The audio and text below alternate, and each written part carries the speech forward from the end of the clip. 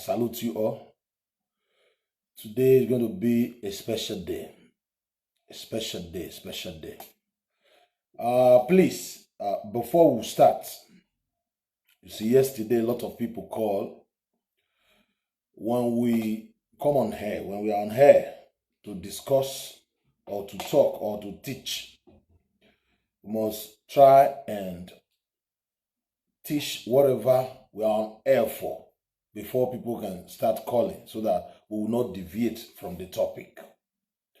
The topic today is what led to the Civil War and the 1966 coup.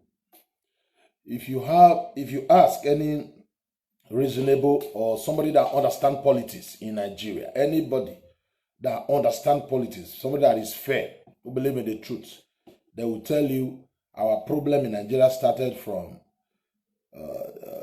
1966, the year 1966, with the coup, Igbo coup, 1966. Because although the politicians then, they were corrupt, but not like today, you understand me, where we worship criminals, people that is making, stealing our money. We are worshiping them these days. They were corrupt then, not like today. Now, if you, like I said, if you ask people that understand politics, they will tell you our problem started 1966, Igbo coup. Although today, the Igbos will tell you it is not Igbo coup. They are just trying to, they enjoy lying. These Igbo monkeys from Southeast. They enjoy lying, lying, gladden their hearts. They are happy, they are liars, propagandas, So, but it's our responsibility to keep telling them, telling the world what really happened. That is what we are going to talk about today. I'm going to talk about what really led to the Civil War. Why we all are crying restructuring. God have a way of punishing the wicked. You see that country, Nigeria, today. I am Edo man to the call, a real Edo man, born black and proud. Nobody can say we the Edos, we contribute in any way. When you say people are suffering in Nigeria, they did not hand over to us. We are not the one who declared war. We are not the one who destroyed the regional government. Nobody can say we contributed to the failed state, Nigeria. So that is the reason why somebody like us, will not sit back and watch the children of those monkeys who introduced this style of government.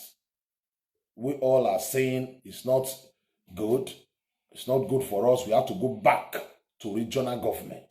You see, every time we say, they tell you, Oyibo forced us together. Oyibo people, the British did not force us together. You must tell the truth the way it is. Otherwise, we will continue to complain. We will complain till eternity. So let the truth that can set us free. Oyibo did not force us together. When Ghana got their independence in 1957, we're supposed to at least get our own, that same 1967. But the North said they were not ready. We would have at least pressured the British to give us our own freedom. So we waited for another 3 years for the Northerners to be ready. The North did not beg us, did not beg to share the same country with us. Don't let them, people want to, sometimes they make it look as if we are defending the Northerners. We are not defending the Northerners. But what we are trying to say, we are trying to balance it here. Say the truth. I don't care if you like them, if you love them, but say the truth. And also, to let you know, it's not only the northern politicians who love Nigeria the way it is. Our own politicians love Nigeria the way it is. Those that is, many people say, just like in Nigeria. You see, I make a video, concerning our governor, Edo State governor. I keep telling people, those that is shouting Togba, those that is eating the leftover from governor's table, they will not tell you country hard because they are close to the government. They will always praise the government because they are close to the government. Government give them tasha. So Norigo Warioba, those people in government and their friends, they like Nigeria the way it is. Those that is, glamoring for change, those that is agitating, for, restructuring, or those that want to break away, that there are those that are not close, they are not in government. Give these people power now, they'll be singing another song. So, the non-term politicians is not the only one, it's not the only problem here. The non-term politician is not the only problem here. Our own brothers, politicians from the south, is also part of the problem. So that is what we are doing here. We want to tell you the whole truth. We don't want to say because I don't like the northern politicians because of the way they behave. Some of them really think they own Nigeria. I'm not happy, but to prove to them they don't own that country, we are going to use our head. We are going to use our head because our brothers were, like somebody like Obasanjo were there. He did not restructure this country. Nobody talk about the constitution is bad. Jonathan was there. He did not restructure this country. Nobody talk about our constitution is a Sharia constitution, it's a Sharia law. Our brother is no longer there. We remember now, constitution is bad. Okay, fine. Buhari, 2 years time now, he will leave. Will our brother, some from the south, restructure that country? I make a reference with our brother from Edo, Oyegu. Let me mention his name, Oyegu. When he was with, still the national chairman of APC, they asked him, are we not going to restructure this country? He said there is something like restructuring. This is a man who campaigned with restructuring when they were trying to remove Jonathan. They got there, they said there is nothing like restructuring. From Edo, he said there's nothing like restructuring. So we have to know your enemy here. Go and ask him now, he's no longer there. He will tell you, restructuring, yeah. Because it's no longer there. He's not happy with those on top now. Because they kick him out somehow with Oshomole. They are both out now. Both Oshomole and both from Edo. They are both out now. Go and ask them now. Maybe they will say, yeah, restructuring, yeah. That's the game here. That is what we, the wounded civilian, what we are doing, the Edo Delta family, this group, we are trying to organize. Like I said, nobody should call now. Let us talk about what we are here for. Some people were, insulting me, mixed video and insult me saying I am forcing the Anioma people, forcing people to come and join my Edo Midwestern family, that I'm forcing people. We don't force people to join Edo Midwestern family. What we are doing here is that the Midwestern family, Edo and Delta, they remain forever one. The 12 tribes that make up Midwest, they remain together. We got that region through referendum. You cannot just say you want to go out without referendum. If any tribe feel like, they want to break away, they are very free. Nobody force anybody, but it's going to be through referendum. You can break away through referendum. That is what we are talking about. And no land in Edo and Delta is part of your Biafra nonsense. You got to understand these things. It's very clear. The people you claim they are part of you, they are saying no. They are telling you no, leave them alone. You must learn to leave them alone. Since they said they are not part of you, they don't want to be part of you. You guys are not the same. Try and let them be. So that is what we are appreciating here. Like I said, today is going to be a fantastic topic. So we are going to take it one by one. there is a before we start, there is a video here. I have to play a certain video here, very important, so that I'm going to talk about what led to the Civil War. I told one Igbo guy that called me that Emmanuel Ajuna was the captain of that 1966 coup. He said it was Uzogu. I said no, not Uzogu. It was Emmanuel Ajuna. They are all Igbos anyway, and it was what is the name of this man? Agu Yuronsi that sponsored it, and he said no. Please, I said I must prove to you today what you did, the evil, the things they did that led to civil war, and let the people be the judge. If what the people they kill, if they are right, what they did to those innocent people, killing people at will, that is what led to our suffering today. Igbos, they are the one who destroy that country. And we have the proof. They know it. We have been covering this truth, saying, so that it will not look as if we are fighting ourselves in the South. So now that they are behaving like the children of God, and we are the devil, they were on their own. We declare war upon them. So it's our responsibility to tell the world now, no, this is what happened. They have been begging us, let us teach our children what led to civil war. And we have been telling them, forget about what led to civil war. If we talk about what led to civil war, people will hate you people the more because you destroyed our country, Nigeria. They said, no, we must teach what happened during the civil war. We must tell our people, we must teach. So, and now we are ready to tell the world what led to civil war. The things they did, what they planned, again, what they think what they plan against us, turned against them. And the only way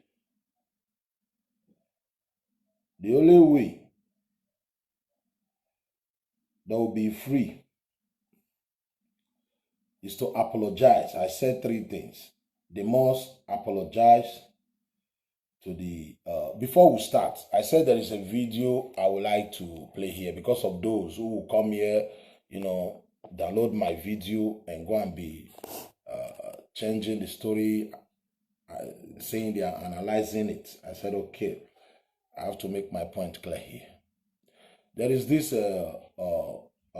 super ego captain. His name is Sunday Olise from the other states. I would like to, because we are going to talking about what led to civil war.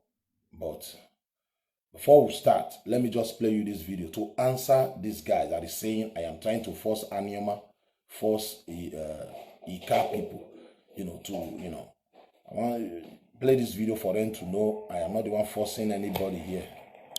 I am extremely and deeply honored to be here today. I must say, when I was asked to do this, I felt okay. It's a big honor. My name is actually Sunday Ogochukwu Olise. And if you're Igbo, I'm sorry, I'm not Igbo. Okay. Wait. I actually come from a little village that's called Abavo in the Delta State. But I grew up in Lagos. And if you are Nigerian, there is no better place to be prepared for the world like Lagos. Okay.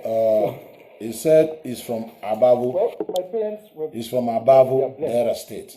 My brothers and sisters in the house is from Abavo, Delta State. He said his name, Sunday Olise. if you think I am not Igbo. I am not the one saying it. I am not the one saying it. I have videos here. I have people calling me on WhatsApp, Ikwere people. They know who they are. They are not Igbo. They don't want to be Igbo. Who want to join these monkeys in the East? Nobody want to associate with these monkeys in the East. He loudly say, please, I am not Igbo. So don't fight me. Why did you hate me? When let us play it again. You don't need to hate me. I am not the one that is saying it. We didn't have television, so the way to... Not the one that is saying it. The man said, I am not Igbo. You all know him, Sondo Olise. Once a captain is now a coach. Sondo Olise. Let him say it himself. I am extremely and deeply honored to be here today.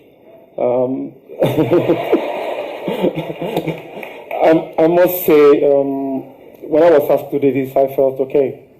It's a big honor. My name is actually Sunday Ogochukwu Olise.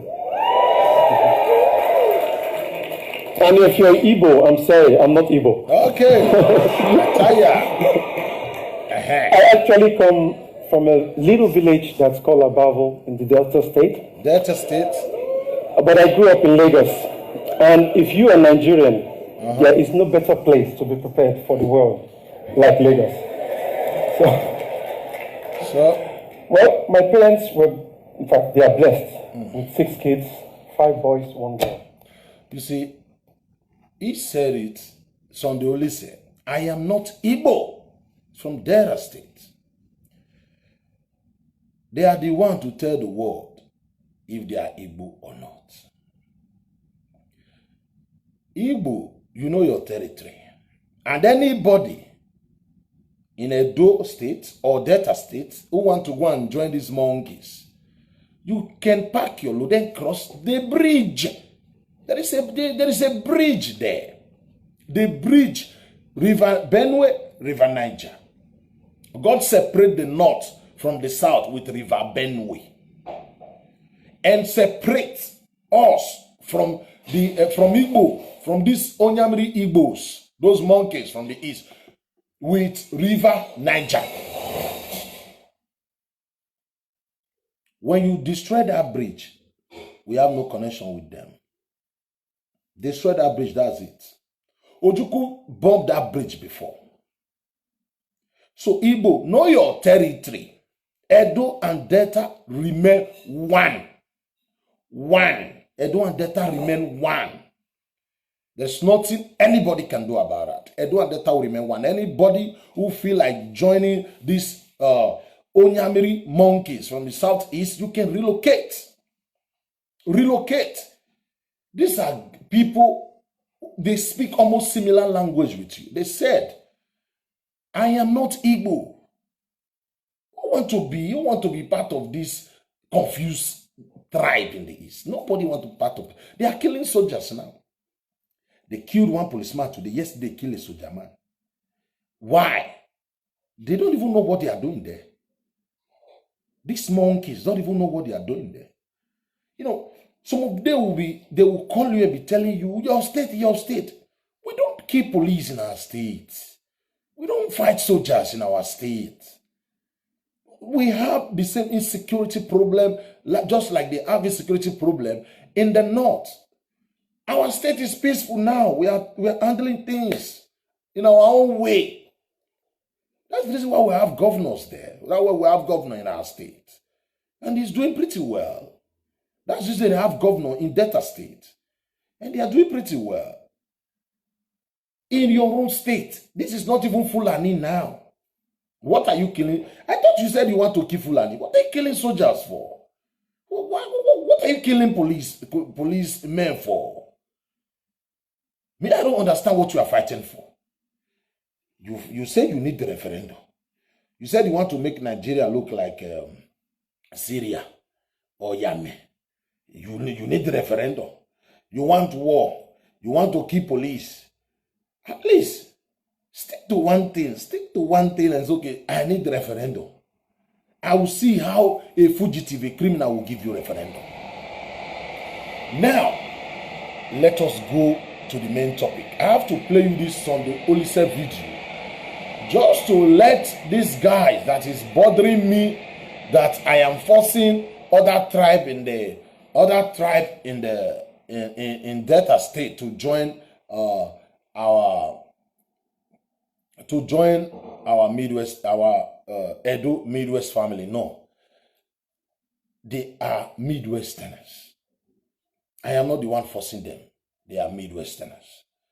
They know who they are. So I want to play you this video that talks about what happened or what led to civil war. Please, we are begging. We'll talk about so many things today. Please, let us not call. Let us listen to what led to civil war. I know some people know these things already, but for the benefit of those who don't, everybody tell this story in different ways. Listen to this video I'm about to play, and I'll be analyzing it so that people will know what really led to civil war. Because what I have been preaching here, this confirms what I have been telling people here. I said few people, Igbos, they call me and say, tell me otherwise, and say, no, I'm wrong. I said, no, I'm not wrong. I know what I'm talking about. Because my father tell me everything. I lost 2 uncles because of that war. And my father, my uncle, they all tell me what led to civil war. And the one, we know through schooling.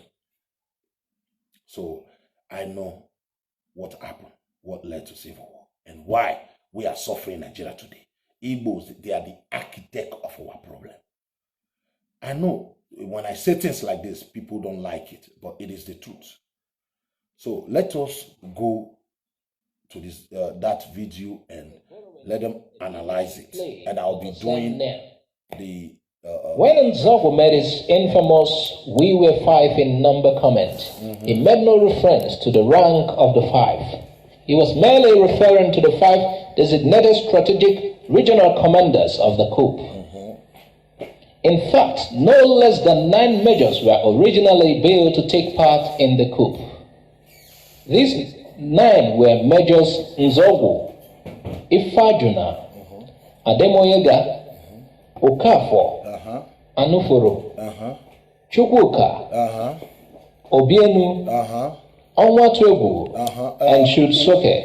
Wait, my people. They said it is not Igbo coup. That's what he said.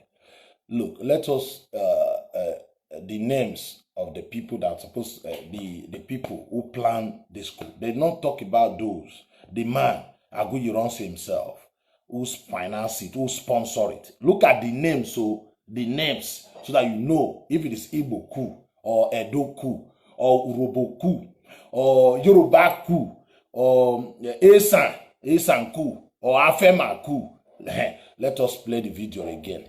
These 9 were Majors Nzogu, Ifajuna, Ademoyega, Okafor, okay, Anuforo, Chukwuka, Obieno, Onwatuegwu, and Shudsoke. Shortly before the coup, Shudsoke was posted overseas. On the coup day itself, Obieno failed to show, leaving 7 majors as participants. It's supposed to be 9. Go ahead. When it came to execution, the majors designated 5 officers as regional commanders for the coup's execution. Okay, 5 of them. Of Nzogu's 5, there were 2 of us in the north, Nzogu and Major Team Onwatuegwu, and 3 more in the south. All Igbos. Okay. The head of the Lagos operations was Major Emmanuel Ifajuna. That makes 3 majors so far. The squad which killed Chief Samuel Akintola in Ibadan was led by Captain Nwobosi. Okay, wait. That makes 4. Wait. 3 majors. Wait. The one that will lead soldiers to their killings in the north, headed by Igbo man. The one that will do the killings the soldier that did the killings in Yoruba land, Emmanuel Ifa Juna, Igbo man. The one that will do the killings in the north, Igbo man. But they did not come to Midwest. The guy will say it because in Midwest, they don't really have, in Midwest, by then, we don't have this, no army station like that. We just got our Midwestern region. So we were not a threat. We were just, our land was like a buffer zone where anybody can come and stay. We are peace-loving people. A buffer zone, you don't need to throw bomb there. Even in Syria, where they are fighting war, there is a buffer zone where wounded civilians can hide and take refuge. Even in Yemen, all over the world, there must be a buffer zone. The UN must establish a buffer zone where people can run to for safety. So Edo and Delta, the Midwestern region was like a buffer zone. So no need of coming there. So their target is the head in the north and the head in the Midwest. That's the Yoruba land. So it was Igbo that will lead the troop there. They said it is not Igbo coup, that it was, they are claiming it is Esan coup, or some are claiming it's Edo coup, or some are saying Robo coup, or some are claiming Ishekiri coup. So my people, you be the judge. The person, let me play it again, is the guy they just killed, this Yoruba man. Okay. Of Nzogu's 5, there were 2 of us in the north, Nzogu and Major Tim Onwatwebu, and 3 more in the south. The head of the Lagos operations was Major Emmanuel Ifajuna. Igbo Matu. That makes 3 majors so far. The squad which killed Chief Samuel Akintola in Ibadan was led by Captain Mwobosi. That makes 4, 3 majors and 1 captain. There was no coup in the Midwest as no military formation was based in that region. Okay, wait. There was However, Lieutenant Oguchi... There was no coup in Midwest because we are peace-loving people. We are not part of the group that is fighting for power. We will on our own, minding our business. Who will rule? Who will not rule? Who will kill? Who will not kill? Those they will kill, we are not part of it. No Robo man there, no Edo man there, no Esa man there, because if you want the truth, let's start from the beginning. So we are starting from the beginning. Then we begin to talk about war. We're going to talk about how military begin to overthrow, military will come, overthrow that military, and why we are suffering today. That is what we are talking about here. We don't want to talk about the amalgamation 1914 or who they hand over to yet. We are coming to that. The reason why people like us, I am saying, since Nigeria is no longer, good now, Nigeria is now a failed state. Don't just come to my domot and be shouting. Supposed to know, the Edos agree to look at now how we go down. I say, okay, you know what? Nigeria bad. Do it your own way. Leave me alone. I will do my own way. That's it. Respect. You go. Bye-bye. You go. If I want to work with you, okay, let's work together. I work with you. Don't propaganda. Don't do your stupid propaganda and begin to talk nonsense. If you do that, and all this our Edo idiots, robo fools you are using, we are going to banish all of them to Anabra to go and enjoy that God-forsaken cage where those Igbo monkeys live. You understand me? So that's what we are doing here. Let us continue, because whenever it concerns the Midwestern region, I take it personal. We are narrating it now. They want coup.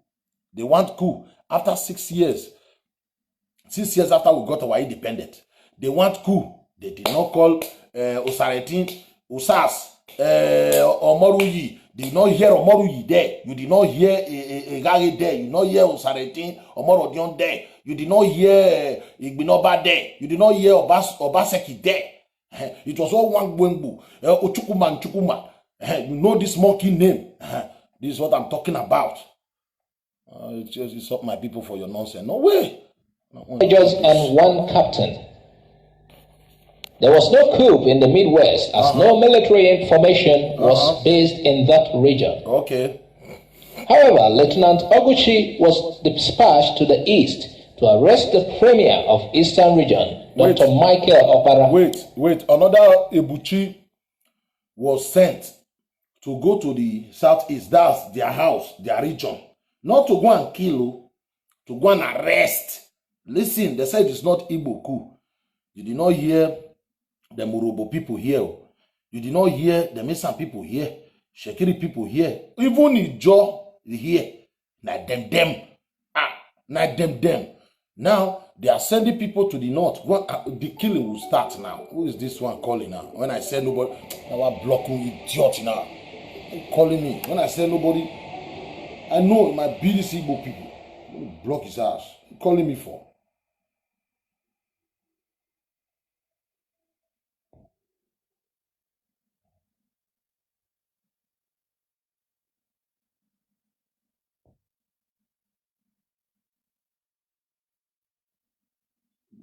It is Igbo. I will block the number. It is these Igbo people. Sorry. I'm very sorry. You know, Igbo, they don't want us to know the truth. When they call, we'll be blocking them. We are ready today. If to block these people, we'll block them tire today. We must continue what we are doing here. Then after we understand what is going on here, then we'll not talk about we'll not talk about what to do next. Calling me. The squad which killed Chief Samuel Akintola in Ibadan was led by Captain Mwobosi. That makes 4, 3 majors and 1 captain. There was no coup in the Midwest as no military formation was based in that region. Okay. However, Lieutenant Oguchi was dispatched to the east to arrest the premier of Eastern Region, Dr. Michael Opara. Not to kill him. Okay. The identity of the 5th member is the most problematic. Okay. Majors Don Okafor and Adewale Ademoyega were given much responsibility for the Lagos branch of the coup, and it's likely that one of these 2 men was the 5th commander. You see that Yoruba man they just got dead. They still use another Igbo to attach him. I believe they were forcing him, at gunpoint, forcing him with gun. Just one that Yoruba brainwash. We always have brainwash people. They always use the brainwash. Remember that song, fellas who say they go Oyibo. They use one African imam with low mentality.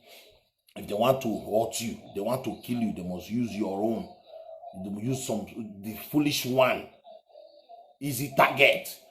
I believe that Yoruba man that joined them out of 9, you are the only Yoruba person there. Maybe they promise him. I don't know what they promise him. Even in Lagos, they still use Igbo man. Attach the guy there. Okay, let's continue. Who was the leader? Who was the leader? Major Nzogo has since 1966 been touted as the leader of the January 1966 coup. This has been widely presumed due to the visible role which Nzogo played during and after the coup. Yeah, wait. This guy that called me, this is why they said it is Izogu. Izogu is another brainwashed man from this Anioma side. Igbos are very cunning, very trickish. So what they are trying to say now, Izogu is the captain of the coup. Izogu is not the captain. It was not the captain of the coup. It was Emmanuel Ifajuna. That is what this guy is saying. People say it was Izogu because of the part he played and before and after the coup. But the captain of the coup was Emmanuel Ifajuna. All this, let me block this person that is calling me. My secretary, I need to block this number. You don't need to call me now. That's what we said. That's what we agreed on. Let me block this. No, let me block the person. Block this guy. You don't need to be calling me. No. There is. This.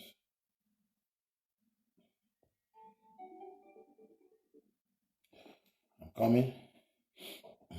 Block this. Secretary, come. Block all this number that is calling me right now. all these new two number. They are monkeys, Igbo monkeys. I know them. And I know that that two number block their ass. You know? These two number block them. Now, these people like this are going to call and say block the number on it. That's it is Maluelifa Juna.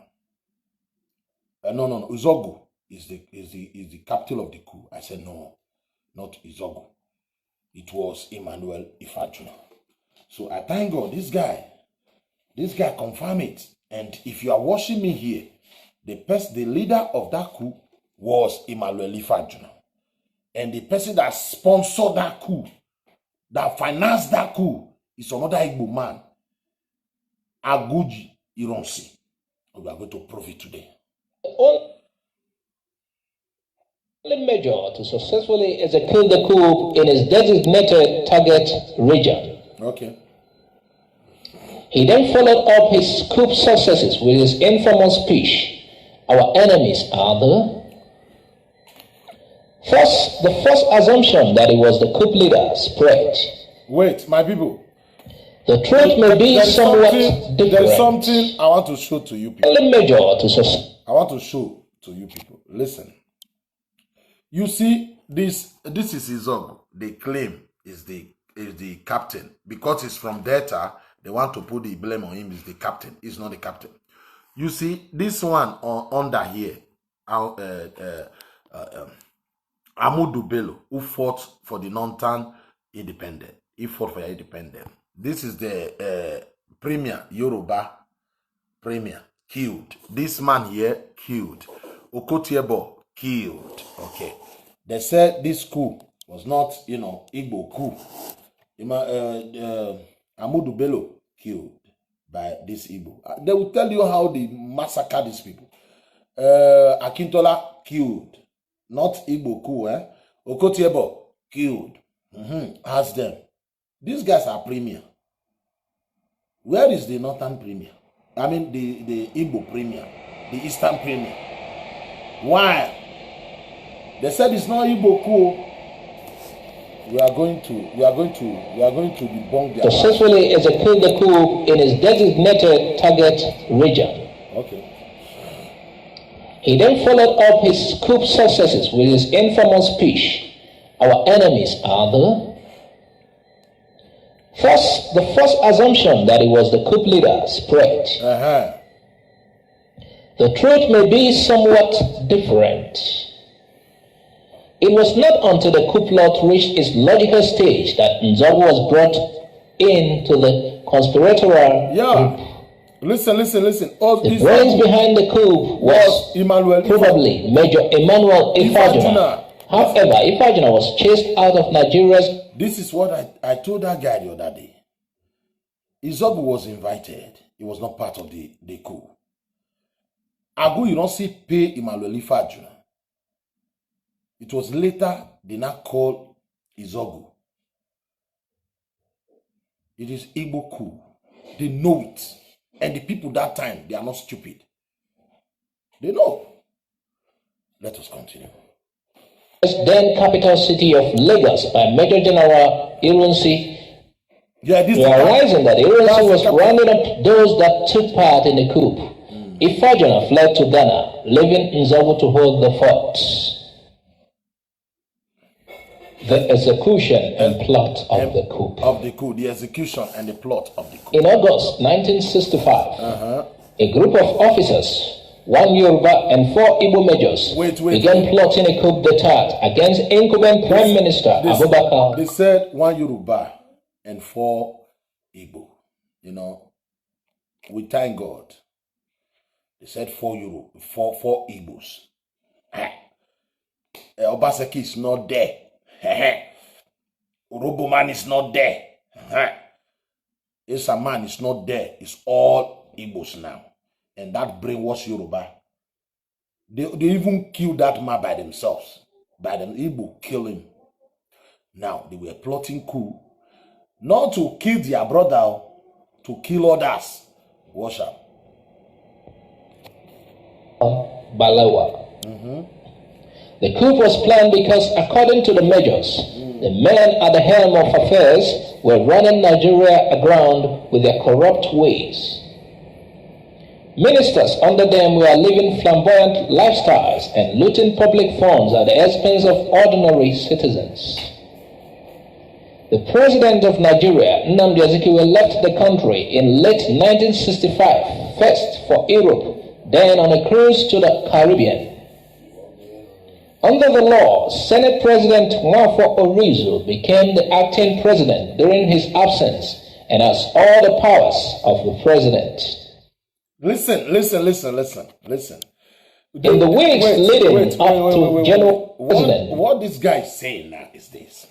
To them, to these Igbo Wayo people, they said they want to keep these top politicians. That's what they said. But this person narrating the story said, and you said you claim, I'll play you another video after this. You said you want to kill all the top corrupt politicians. The head, okay. They asked their brother to travel out of the country so that they will not kill him. Okay. If the president is not around, he must hand over to somebody. And the person, the Senate president again, another Igbo man, a country of over 200 tribes. The head of police, the head of soldier, the head of military, custom, navy, even the vice president then, or I be the Senate president, another Igbo man. What this guy is saying now, if you want to kill these politicians and your brother is not around, according to them, or because they ask him to travel out of the country, we expect you to kill the one that is holding office for him. Another Igbo man is there.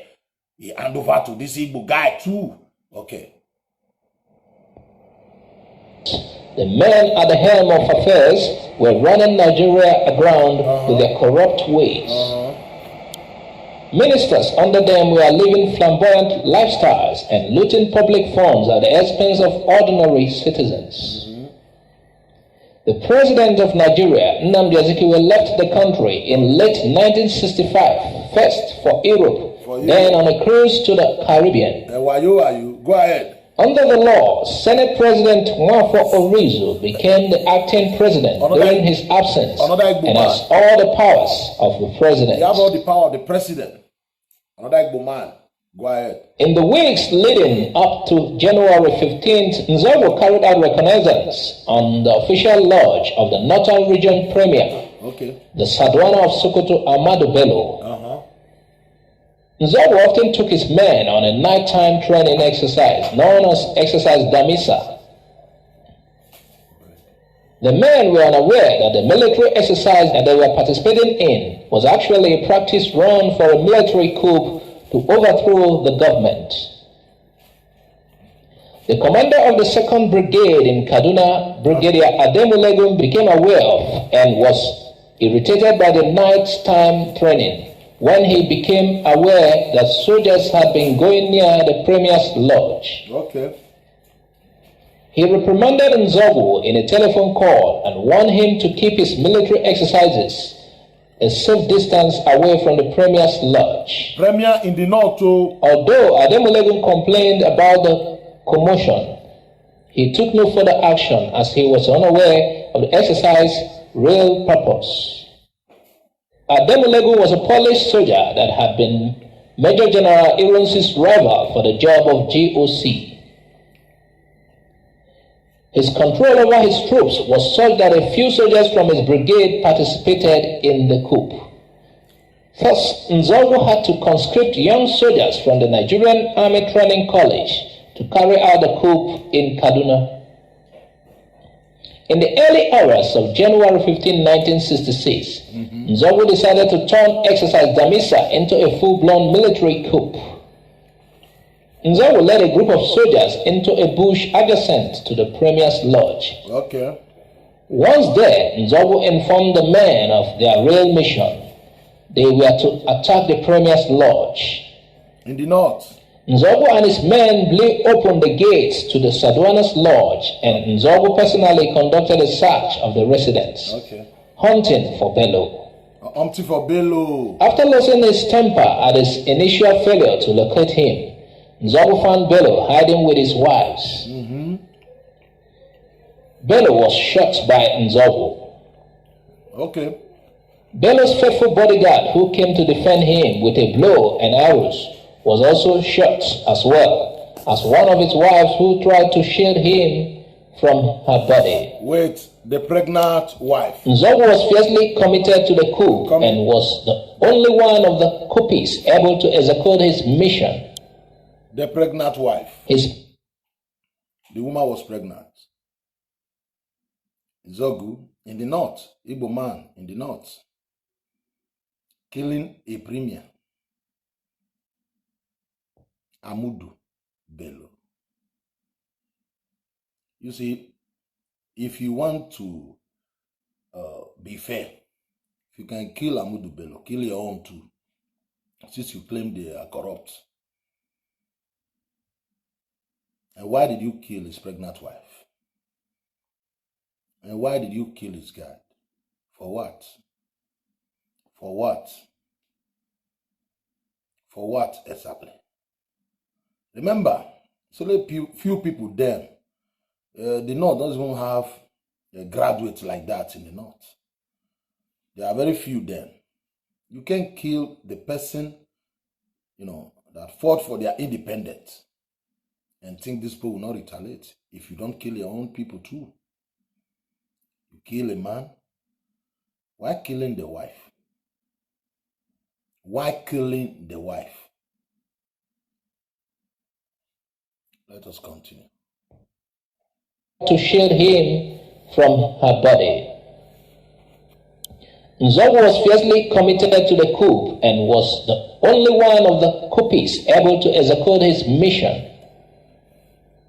His personal assertion that it is impossible to vote out a Nigerian minister showed his own conviction in his actions.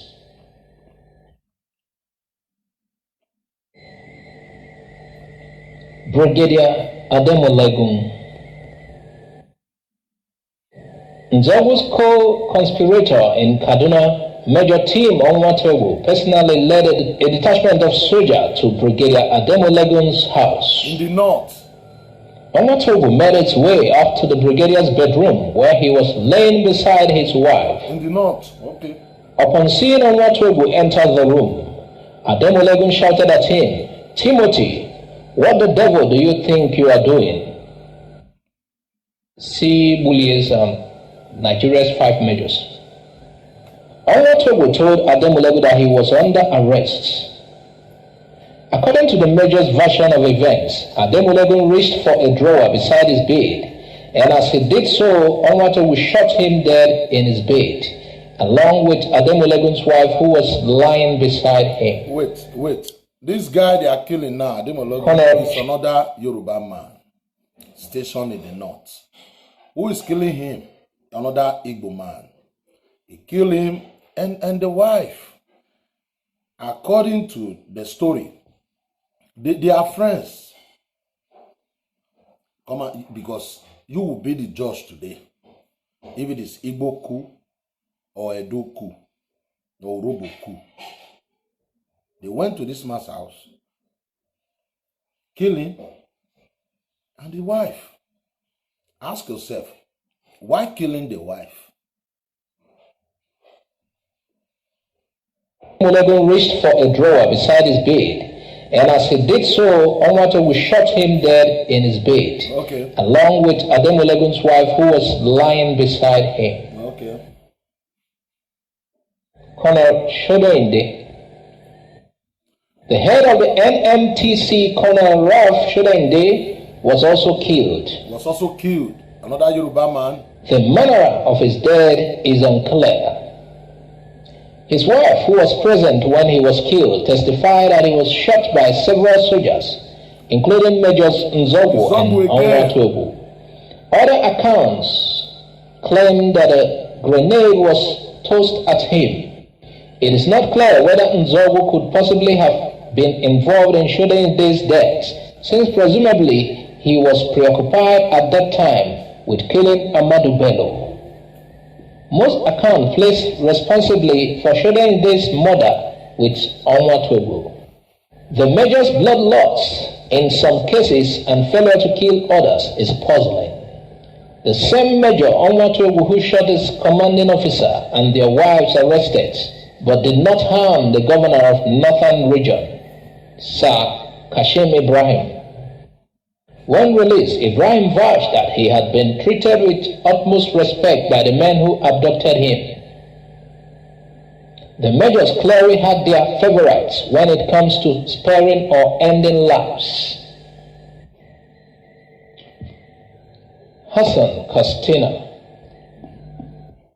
the commander of the 2nd Receive Squadron in Kaduna, was not harmed during the coup. Shortly before the coup, Castina bumped into Nzogu. Nzogu exchanged pleasantries with Castina and inquired about Castina's children and family. Okay. Some have speculated that the conversation between the two men may have saved Castina's life, as Nzogu's familiarity with Castina's personal life may have led to him to exclude Castina from his calculations out of empathy. Whether that is true or not, when the two men first met again shortly after the coup, Nzogu directly asked Castina, "Are you with us or against us?" Seeing that Nzogu was holding a gun, Castina wildly replied, "You know I am with you." Nzogu used the strategy more than once in the days following the coup as a means of testing the loyalty of other officers. Lagos.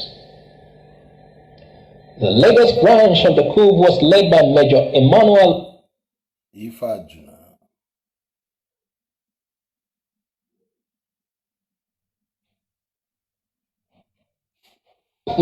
who held the Commonwealth high jumping record. The key officers assisting Ifajuna in Lagos were Majors Wale Ademoyega, Don Okafor, Chris Anuforo, and Humphrey Chukwuka.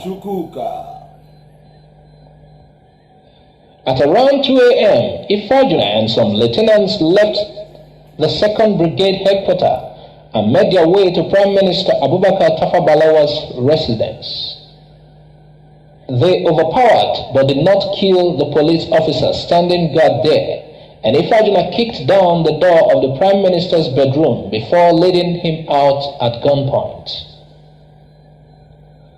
It appears that while the arrest of the Prime Minister was part of the plot, his mother may not have been, and Ifajuna and some of his co-conspirators may have exceeded their orders in killing him. In the aftermath of the coup, Nzogu rattled off a list of names that were on the major's hit list.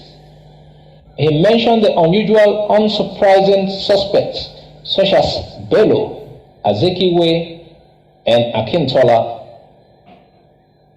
Balewa's name was conspicuously absent. Balewa was not killed until it was clear that the coup was doomed to fail. Balewa asked for and was given time to say his prayers before he was shot by Major Ifajuna. It was clear that not all arrested persons were to be killed. Some politicians such as Sir Kashim Ibrahim and Michael Obara were arrested but released unharmed. Many of the Army's senior officers were attending a party in honor of the Lagos-based 1st Brigade's commander, Brigadier Maimalali. There's something Some of the officers there's something I don't understand, you know. If you can kill the premier in Yoruba land, kill the premier in the north, and kill their wives, but you cannot kill the premier, the Igbo man, in the east. You can kill these people and their wife. Kill the prime minister. The prime minister. You can't kill your brother because you already asked him to leave the country. The man it transfer power to another Igbo man, the Senate president, you cannot kill him. The premier in the east, you did not kill him. And you say this is not Igbo coup. And the guy that is doing the killings in the north, Igbo man. The one doing the killings in Yoruba, in Lagos, another Igbo man. And still, it is a do cool Igbo. It is Uroboku. It is Uroboku, not Egboku. I laugh. Those attending that party, including my Malari himself, were to meet the Grim Reaper less than 24 hours after that party. Ifeanyi's murder of its commanding officer, my Malari, was probably the single greatest act of treachery on the night of the coup. In the absence of the vibrant and instant news media of today, an information chassis existed as the government, for the fear of increasing tension in the country, made little or no comment about the events of January. False rumors and conspiracy theories about victims' whereabouts and miraculous manner of death survival thrived.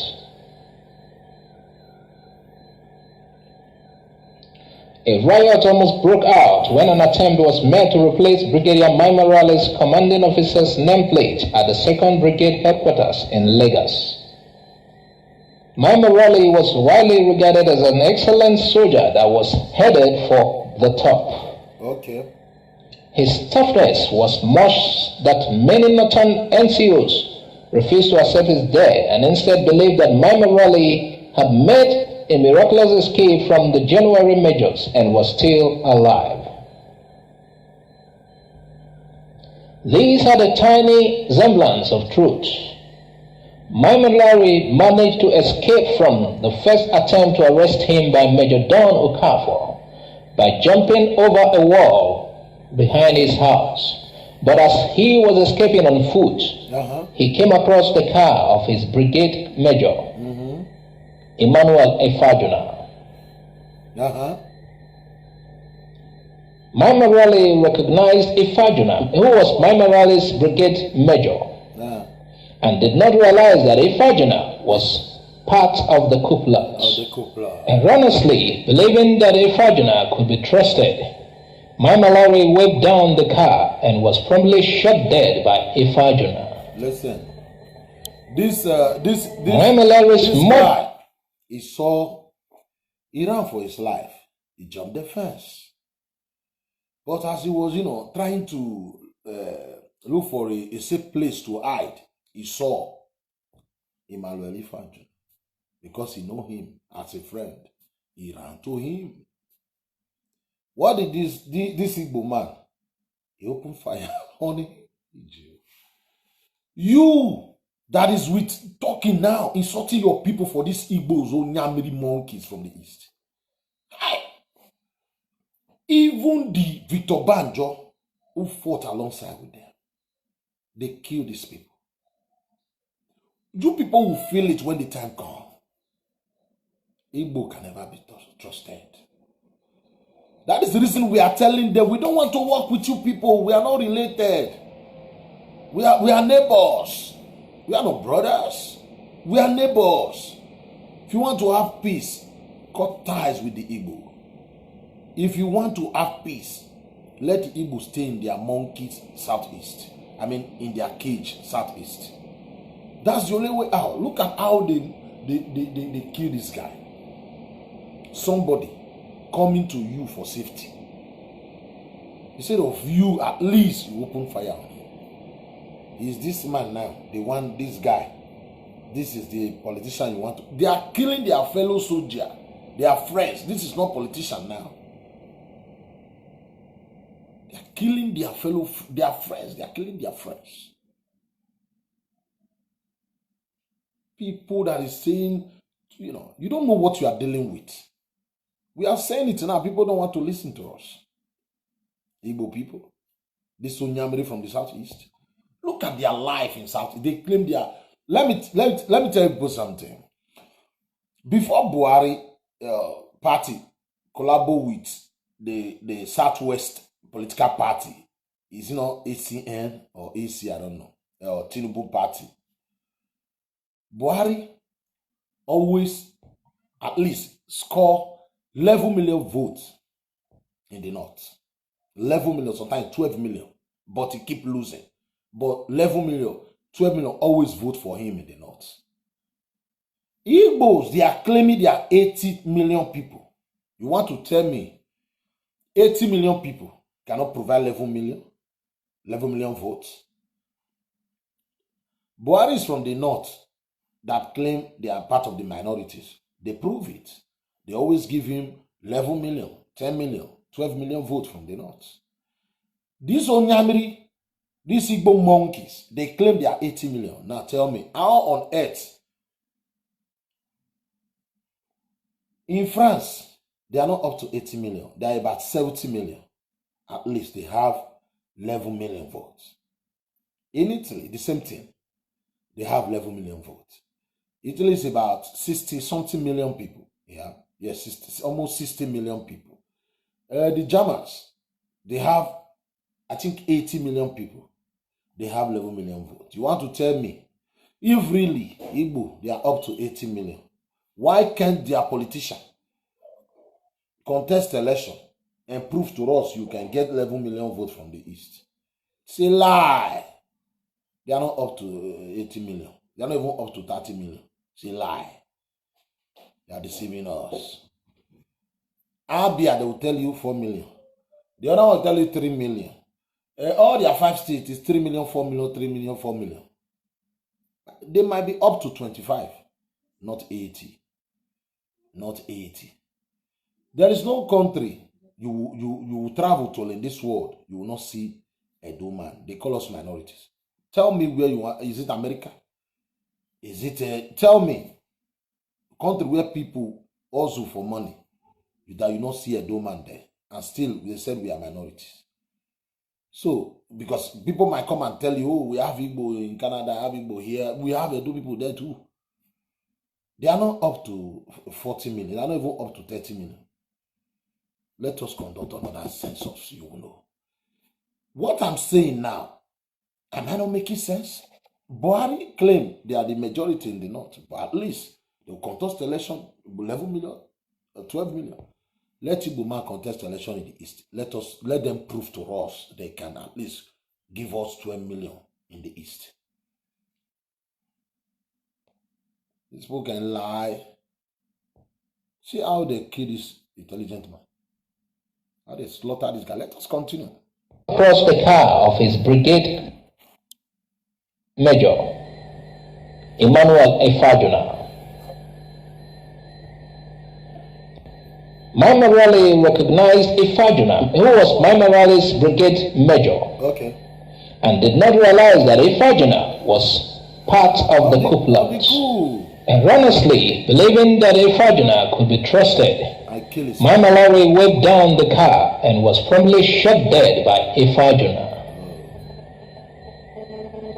Maimarali's murder was a great loss to the northern soldiers who respected him, and to Nigeria as a whole. So famed was Maimarali's toughness that the northern soldiers who murdered Major General Ironsi and Lieutenant Colonel Fajui 6 months later in a revenge coup actually interrogated the two men and demanded that they disclose the whereabouts of Brigadier Maimarali, whom they believed was still alive. The commanding officer of Ibadan-based 4th Battalion, Lieutenant Colonel Abogo Lagema, was engaged at the Ikoyi Hotel on the night of the coup. Ifajuna arrived at the hotel and forced the desk clerk at gunpoint to inform Lagema that he had a phone call. When Lagema emerged from his room to take the bogus phone call Major, Ifajuna and a subaltern emerged from their hiding place in the corridor and shot Lagema dead. Listen, who are they killing now? Listen, they said it is not Igbo coup. Who are these people slaughtering people now? Who is killing these people now? They call this man out. Somebody is calling you. They open fire on him. Ask yourself, who is killing people now? Who killed those people in the north? Igbo. Who is killing them in southwest? Igbo. Still, they tell me it is not Igbo coup. It was Edo people cool. It was Edo people, Yoruba people, Abi Urobo. We are here to Other officers who were considered as pro-government or who could prevent the coup were also killed. We also killed. The Army's GOC Major General Irunsi was tipped off about the coup by a telephone call from Army's Adjutant General, Lieutenant Colonel James Palm. Shortly after ending the telephone call with Irunsi, Palm was abducted from his house and shot dead by Major Chris Anufero. Let me tell you, are we stupid? You see the other guy, that soldier man they call out. He was with somebody, they call him out, come and receive call, they kill him. Listen, there is another this guy now. He said you don't see their brother that sponsored that coup. It's not aware. The man that call him and say, hey, Oga, you don't see. They are doing coup, they are killing people. Let me play. Listen. What phone call? Call Major. Ifajina and a subaltern emerged from their hiding place in the corridor and shot Lagema dead. Okay. Agui is not aware. Other officers who were considered as pro-government or who could prevent the coup were also killed. Okay.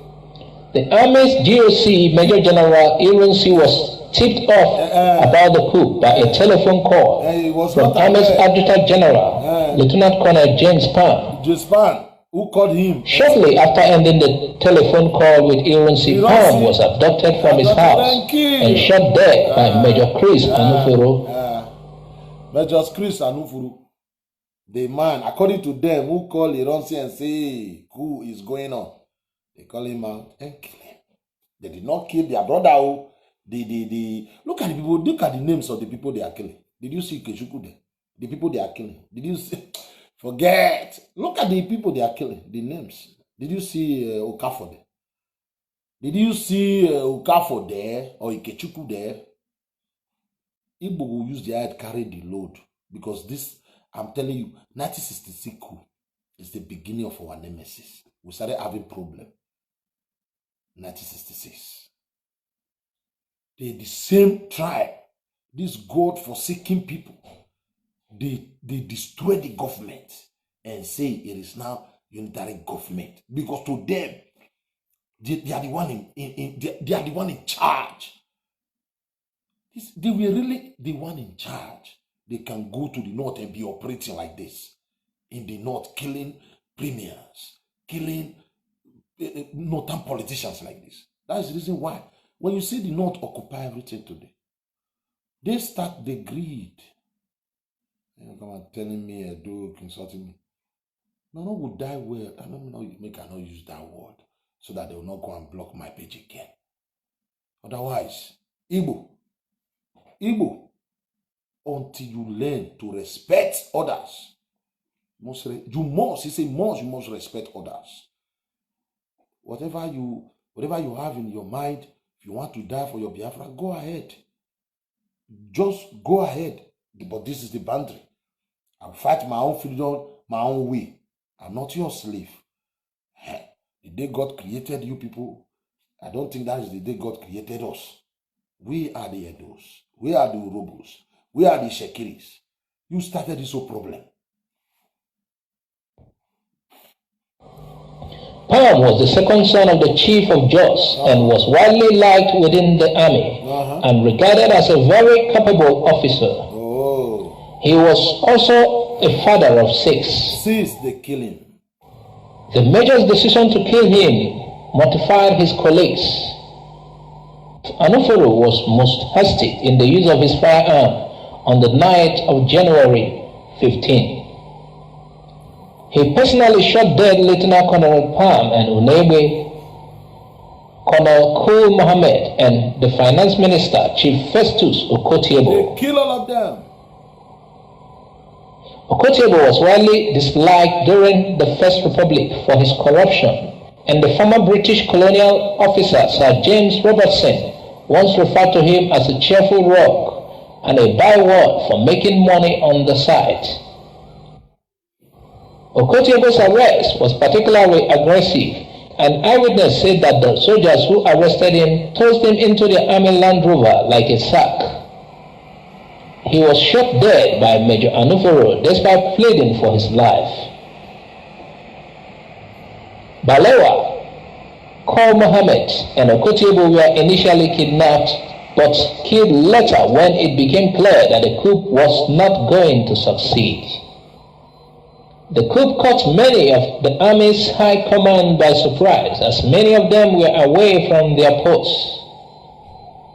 Lieutenant Colonel Francis Fajoyi was on leave, and the command of the Lagos Battalion was in the process of being transferred from Lieutenant Colonel Hilary Njoku to Lieutenant Colonel Gowon, who was returning from a course overseas.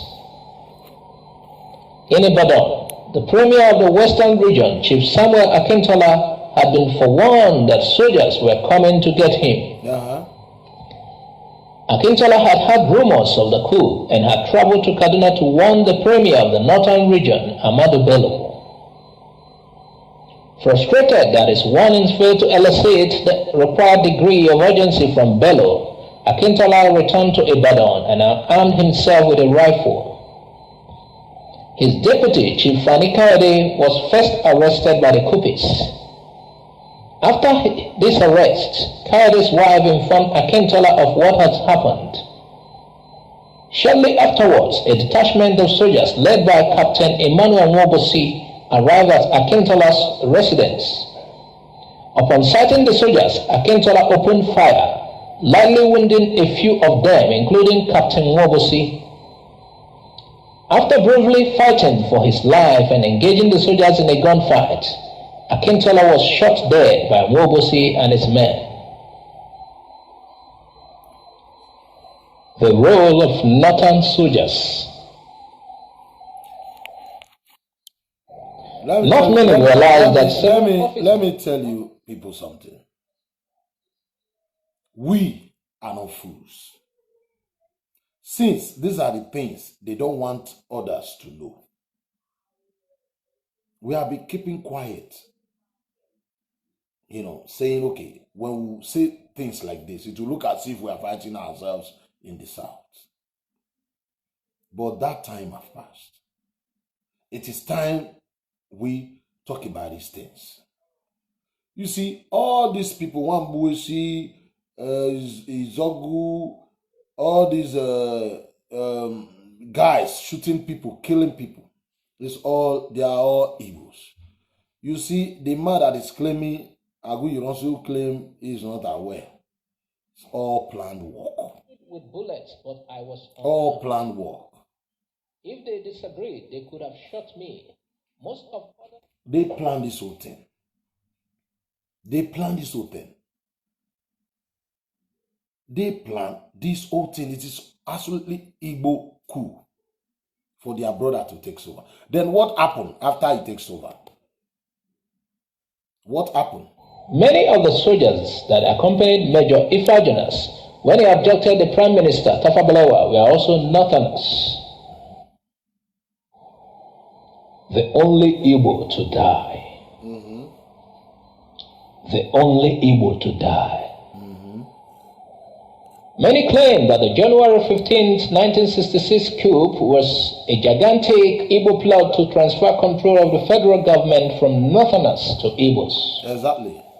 However, one stumbling block in this argument was the majors killed an Igbo officer during the coup. The proponents of the Igbo coup argument have tried to rationalize the murder of Lieutenant Colonel Arthur Unegbe by arguing that he was not initially a target of the majors, but was only killed because he refused to surrender the keys of the armory. You see? This argument displays an ignorance of military postings. You see, they killed that actor because they said he refused to surrender the key because he's not aware. That is the reason why they even killed that guy. That's it. That coup was. What about the premier in the southeast? Have known this. Also, the fact that Unegbe was shot proves that the majors were already armed when they got to him. Why kill him to get access to weapons they already had? Additionally, the mutineers in other units outside Lagos managed to get their hands on weapons without resorting to killing the respective quartermasters of their various units. What is more probable is that Unebe was killed because he was known to be close to the Brigadier Mai Malawi. First, the majors probably figured Unebe had to be silenced in order to prevent him from raising the alarm. Listen, the only Igbo killed, they said he was very close to another military officer, Yoruba man. Listen. In order to prevent him from raising the alarm, him to get access to the Nigerian army at army headquarters. The fact that Unebe was shot proves that the majors were already armed when they got to him. Why kill him to get access to weapons they already had? Additionally, the mutineers in other units outside Lagos managed to get their hands on weapons without resorting to killing the respective quartermasters of their various units. What is more probable is that Unebe was killed because he was known to be close to the Brigadier Mai Malawi. First, the majors probably figured Unebe had to be silenced in order to prevent him from raising the alarm. Ironsi, the masterminder. The major's failure to arrest or kill the general officer, GOC, the Nigerian Army, Major General Johnson Aguiyi has led some to believe that he was part of or was at the very least tipped off about the coup plot. He is not part. He sponsored it. He sponsored it. He sponsored it. Ironsi and other senior officers had in the weeks leading up to the coup become concerned by the possibility of a junior officer's coup. These concerns were passed on to the Prime Minister, who either did not take them seriously or chose not to act in response. Depending on whose story one's believed, Ironsi was either 1. in on the plot and an ally of the majors, 2. was on the major's hit list but managed to escape due to being tipped off by Igbo participants within the coup circle. You see, the truth may lie within Nzogu's famous Africa and the World interview with Dennis Ejendo. You see, they said somebody have to inform Aguiyi Ironsi, otherwise they would have killed him to escape. Look at the story. We all know the story, we know the rest. We are not stupid. We are not stupid. Now, I think that is where we will stop. We'll stop there today and let us confirm it. Let us go and confirm this again. A professor from Igbo land, what he said. Let us confirm it again. This is Igbo coup. They must leave it like that. We are not stupid. After that, we will not talk about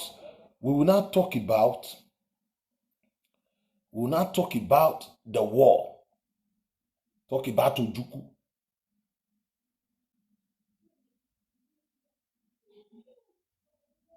We'll not talk about Ojuku. Because in life, it's only the truth that can set you free. They are the architect of our problem.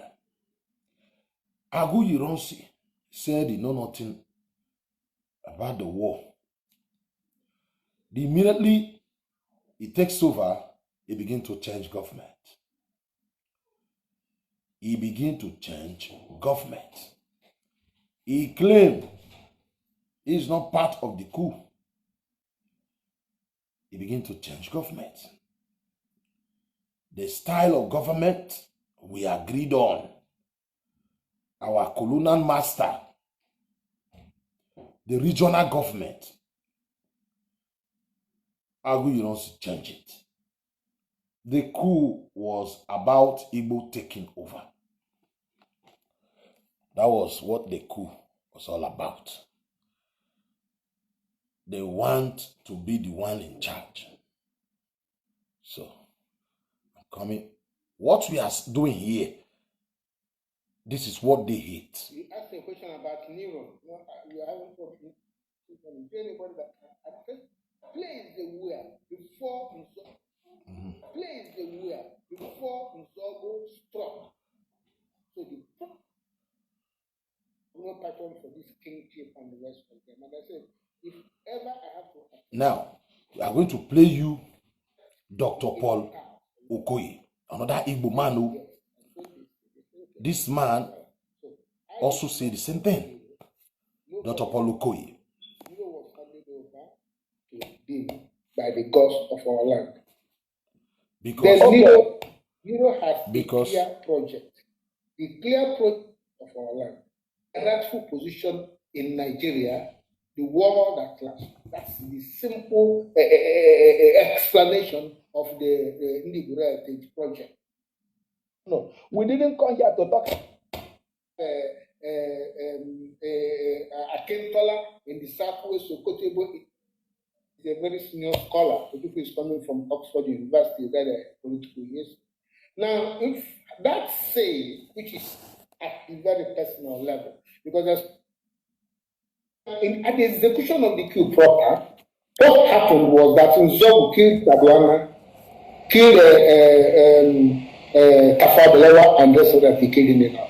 Now, there are certain things I don't understand with coup. The killing of Saduana was, for me, was barbaric. Because he killed Saduana, he killed the wife, and killed the stomach. To kill the child in the stomach of the woman. Now, you kill the two personal assistants of Saduana. I don't understand that killing. Okay. Now, you kill 21 senior officers from the north, including politicians. I don't understand that killing. Because Saduana of Sokoto is the listen very well. He said the key 27 senior officers, northern 27 senior officers, and they are politicians. Why? And you didn't kill anybody in Igbo land. You know, you might hate the Northerners. I'm not supporting what they are doing now, especially the Fulanis. But what I am saying, if the Igbos themselves, they are the one on top, they will do the same thing. They will even do worse. That is what I am saying. Because they have been there. We have not been there. Igbos, Europeans have not been there. So we are the ones supposed to trust, not them. It is their own brother that is saying it now, not me. Remember, and I say that you have come to heed the word. So if you permit me, let me tell you a few things that will help you, maybe in your full discussion, because I don't know if I will ever have a time to discuss with you again. Now, I want to set certain records straight. Now, set the record straight. Now, Emmanuel initiated the coup. Emmanuel. Zob was called to that coup by the forum. Now, Emmanuel initiated the coup. Emmanuel Ifajuna. That's what I told that guy. It was Emmanuel Ifajuna. And the one who just watched the same thing. They call Izogu into it. Because Izogu was not part of it. Because Izogu is from Dera State. They want, these Igbo are very cunning. They want to say the capital of that coup was Izogu because it's from Dera State. For that, they want to take our Delta land. I said, no. He just a worker. He was working for them. Fully working for them. Just like Vito Banjo work for you people. And you kill him. That's all. Look at all these coup plotters. All of them die mysteriously. All these coup plotters. The Izogu was killed and thrown away. Was it Emmanuel Ifajuna? Ojukwu himself killed Emmanuel Ifajuna. All these Igbo plotters, they all die mysteriously. They die shamelessly. It was even Ojukwu, like I said, that killed Emmanuel Ifajuna. The one that captained the coup plotters. That led the coup. It was Emmanuel Ifajuna. Ojukwu killed him. Look, all of them, all these Igbo coup plotters. There will be another program, and I will tell you how they died. These people. At the execution of the coup proper, what happened was that Nzogu killed Tabuana, killed Tafadelewa and just so that they killed him out. Now, there are certain things I don't understand with Q. The killing of Saduana for me was barbaric. Because he killed Saduana, he killed the wife, and killed the stomach. He killed the child in the stomach of the woman. Now, you kill the two personal assistants of Saduana. I don't understand that killing. Okay. Now, you kill 21 senior officers from the north, including politicians. Okay. I don't understand that killing. Okay. Because Saduana of Sokoto is the president of the northern region. He has no political appointment. Okay. He's not a national officer. He's a regional officer. Okay. Like we have in the west, we have a Kotiebo, we have a Akentala in the southwest, Kotiebo in the middle belt, and in the east we have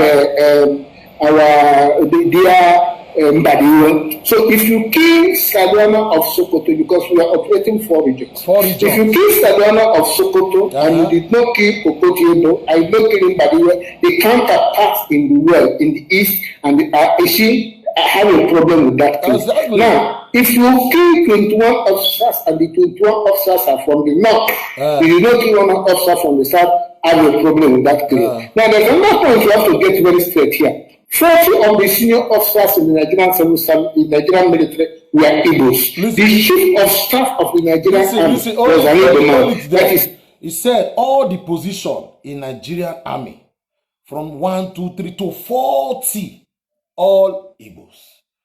All the senior officers, 1, 2, 3 to 40 in a country where over 200 tribes. My God. We got to let these Onyamiri Okokobiama boys know what's up. If you made a mistake, let them go and solve their fucking problem themselves. Or it's just like what the Fulanis are doing now. They were there before. It is the same story. Let them take the back seat. Igbo must take the back seat. Let us do the thing for them. Because politically they have failed. They hand over that country to them. They sold us cheap to these Fulanis, to the Northerners. So they can't take the lead again. Those failures, politically zero. Look, you know the boundary. Go, oh yeah, get Biafra now. Get the Biafra now. They don't know, disturb any. Even though we want to unite to form country, we take Biafra that to you, not mad. If a tribe want to come together, you're supposed to choose name. You're supposed to sit down. Let's choose the name. Everybody will vote. This is the name. Everybody will vote. This is how we do it. Somebody Oyibo came and give you, say you are now in Nigeria. It did not work. One no Nyamiri monkeys from East want to give you Biafra. Are you people stupid? Are they born us stupid? Let them, show them the bridge. Show them the bridge. Tell them, oh yeah, throw away your Biafra. You are now Midwest, you agree? Tell them, you agree? Throw away the stupid flag. I have a new flag. Take our flag. They agree? But you want to take their own miserable cursed people. You want to go join. Look, their brother is the one talking now. Okay. Now, I want to state something record straight now. Now, Emmanuel initiated a coup. Emmanuel Ifajuna is the captain of that coup. It was Agu Yuronsi that peeled them. How can you say Agu Yuronsi came to stop coup? He did not set a day. As I even kill the coup plotters. But now, supposed to kill the coup plotters. People that killed almost 40 people. Human being. Open fire over 40 people. And you say you arrested them and locked them in cell? They killed almost 28 people in the north. Over 28 people in the north. Human being with family. Do you kill them and kill their wife? And you arrest them? And you not assassinate them? I don't understand. But you arrested Adakaburu for declaring Niger Delta and sentenced him to death. How about now? Come on now. Like we have in the west, we have a Kotiebo, we have a Akentala in the southwest, a Kotiebo in the middle belt, and in the east we have Mbadiwe. So if you kill Sadwana of Sokoto, because we are operating 4 regions, if you kill Sadwana of Sokoto and you did not kill Okotie-Ebo and you don't kill Mbadiwe, the counterparts in the world, in the east and the Asian, I have a problem with that killing. Now, if you kill 21 officers and the 21 officers are from the north, if you don't kill one officer from the south, I have a problem with that killing. Now, there's another point you have to get very straight here. 40 of the senior officers in the Nigerian civil service, the Nigerian military, were Igbos. The chief of staff of the Nigerian army was an Igbo man. That is Major General Unago Agui Irensu. We didn't kill Agui Irensu. We didn't kill the President and Commander-in-Chief of the Nigerian Armed Forces, which is Dr. Nnamdi Azikiwe. But where Nnamdi Azikiwe was away on a visit during the time of the coup. I told them the other day they were telling me rubbish. Nnamdi Azikiwe was the Commander-in-Chief of the Armed Forces. It is the Commander-in-Chief of the Armed Forces that owns power. Not the Prime Minister that is controlling the economy. It was the Commander-in-Chief of the Armed Forces that run things, that command the soldier, command the police. Igbo Man was the president, the commander-in-chief of the armed forces. That's what I told them the other day. They were arguing with me. Angela Manco, the one Germany, the one France. I don't care. It is different government. In Nigeria, then, the commander-in-chief of the armed forces was Igbo Man. They did not kill him. And they said it is cool. At the execution of the coup proper, what happened was that Nzogu killed Sadwana. They did not kill their own people, kill their own brother. They call it coup. That's not coup. That's coup against the rest of us. Certain things I don't understand with coup. The killing of Sadwana was... Igbo, they are very cunning and trickish. Look at the people they were killing. Somebody saw Imalolifa Ajuna and said, my brother, so the person ran for his own dear life, climbed, jump fence. He ran to Imalolifa Ajuna. Still, the same Imalolifa Ajuna opened fire on him. These people have no sympathy. They have no Igbos, fear Igbos. Every tribe in Nigeria, stay away from Igbo man. Stay away from the Igbos. They stay away from them. Ask them what happened to Victor Banjo, the man who fought alongside with them, who betrayed his own people. They gave him firing squad. What they can do is to be making noise, committing nonsense, so that you will not tell the world the truth. Is their brother, man, their own brother saying it? 21 senior officers from the north, including politicians. I don't understand that killing. Because Sadwana of Sokoto is the president of the northern region. He has no political appointment. He's not a national officer. He's a regional officer. Like we have in the west, we have Okotie-Ebo, we have Akintola in the southwest, Okotie-Ebo in the middle belt, and in the east we have Mbadiwe. So if you kill Sadwana of Sokoto, because we are operating 4 regions, if you kill Sadwana of Sokoto and you did not kill Okotie-Ebo and you don't kill Mbadiwe, the counterparts in the world, in the east and the Asian, I have a problem with that thing. Now, if you kill 21 officers and the 21 officers are from the north, if you don't kill one officer from the south, I have a problem with that thing. Now, there's another point you have to get very straight here. 40 of the senior officers in the Nigerian civil service, the Nigerian military, were Igbos. The chief of staff of the Nigerian army was an Igbo man. That is Major General Unago Agui Irensu. We didn't kill Agui Irensu. We didn't kill the President and Commander-in-Chief of the Nigerian Armed Forces, which is Dr. Nnamdi Azikiwe. Where Nnamdi Azikiwe was away on a visit during the time of the coup. But who told me that there was not an agreement? Independent of the fact there's an agreement or not.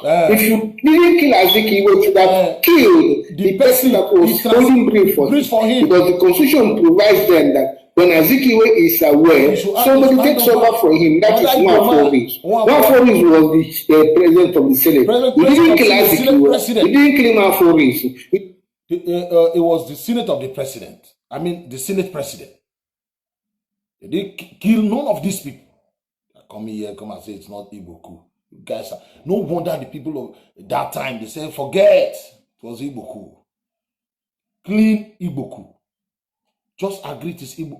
If you don't agree, your mistake. We don't. It is not a mistake. It is a plan work. They are the architect of our problem. It is what happened now that led to civil war.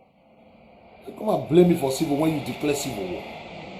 Didn't kill the chief of army staff and you killed 27 military officers, 21 military officers from the north, including politicians. I have a problem with that. There's a problem in that That's where we have to start. Because you see, if the clinical history of any illness is possible, that illness cannot be cured. No. So you must have to accept that something went wrong.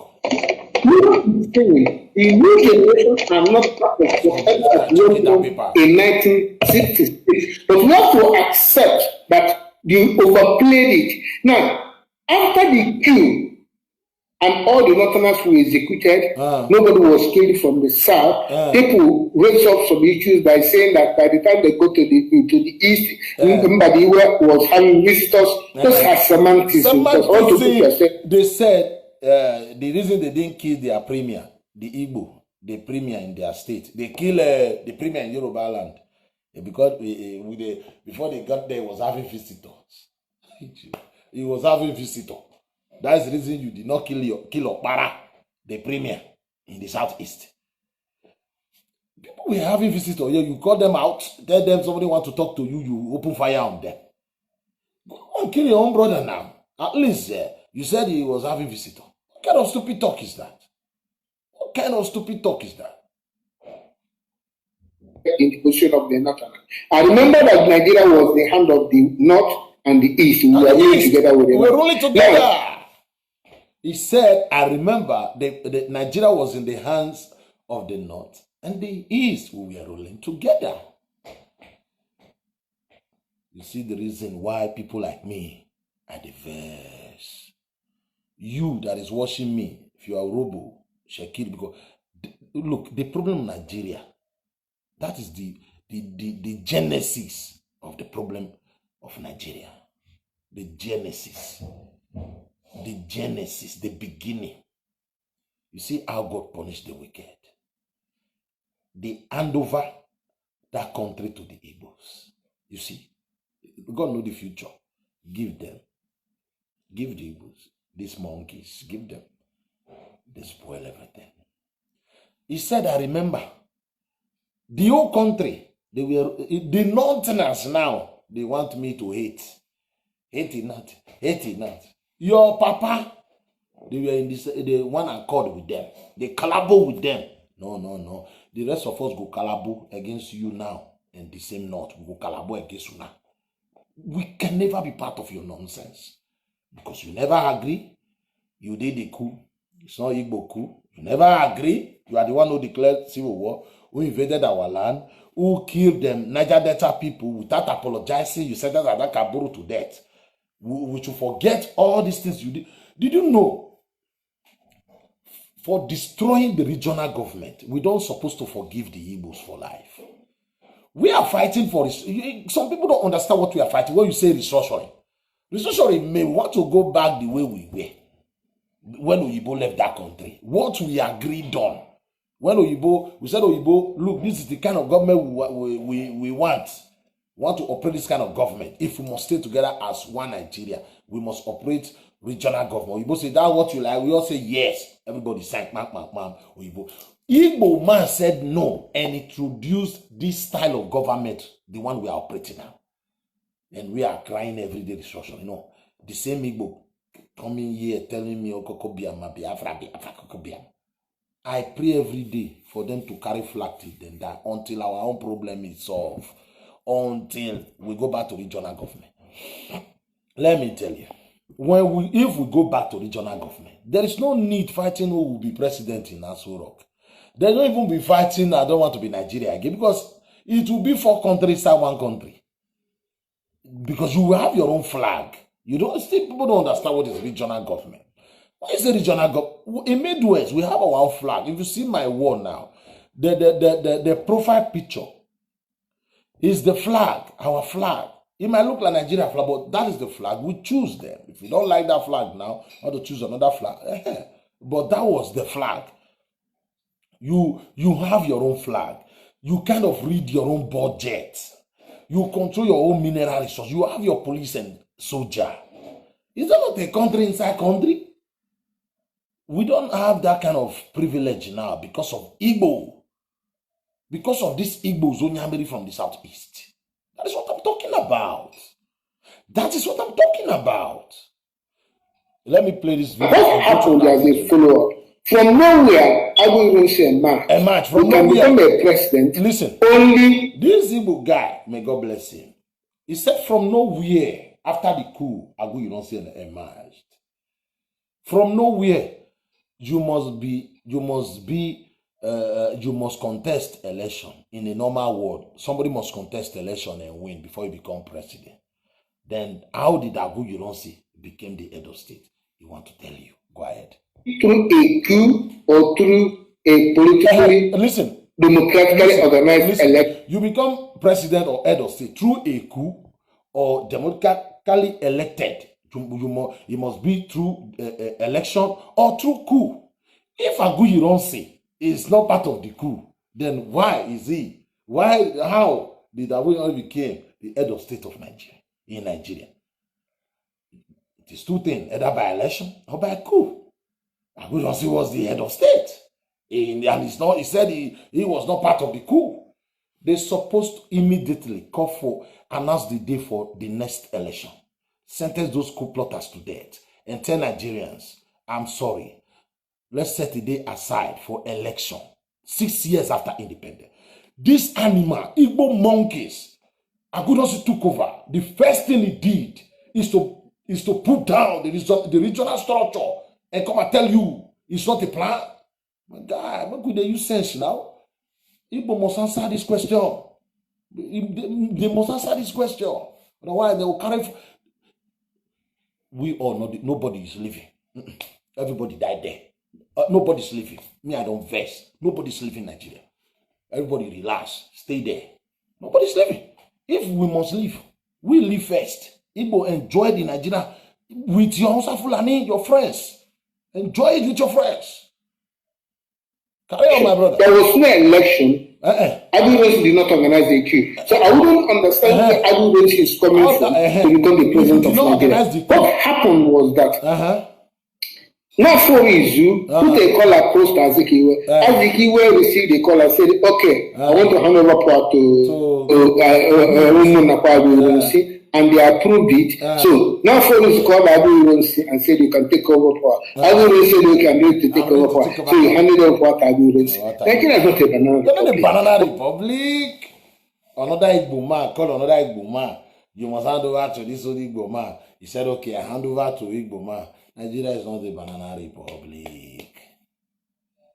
If Nigeria is a zoo, Igbo are the monkeys inside. I thank God for the life of Dr. Paul Okoye. Say the truth, let the devil be ashamed.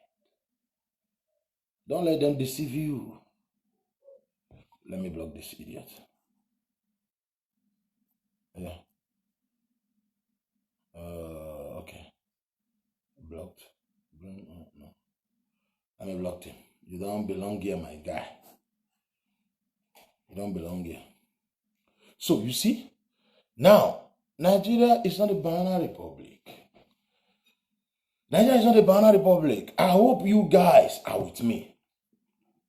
I hope you are hearing what I am saying. Nigeria is not a banana republic. What happened when Agu Ironsi pulled down the regional structure? You want to know what happened when he pulled down the regional structure? 7 days after he announced that it is now a unitary government, this Yeye style of government, then the people that have been complaining in the eastern region, the Niger Delta people declared Niger Delta Republic. Listen very carefully, my people. They declare Niger Delta Republic because a man who claimed he came to stop the coup, you're the one now giving orders, telling us what to do, telling us there is nothing like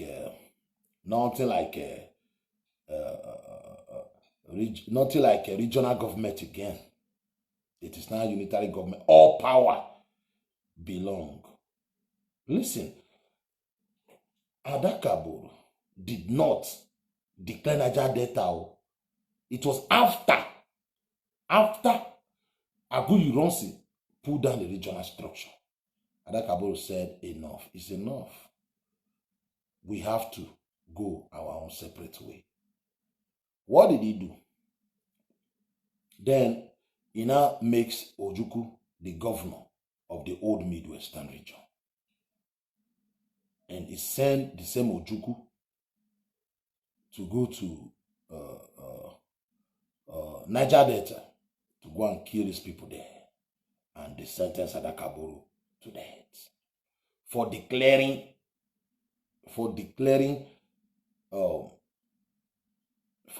Niger Delta. You see, God have a way of punishing the wicked. Igbo thinks they are smart, but God passed them. That is the reason why we are calling all the tribe in Nigeria. Stay away from Igbo people. Stay away from Igbos. They don't mean well for you. They are looking for who they will use and dump. Let them fight for their Biafra by themselves. Now, let me play you a video here. The 6 days war. When Adakaburu declared Niger Delta.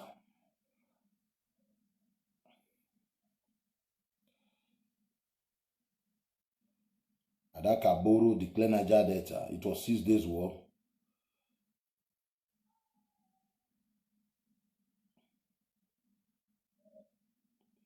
What they did to them.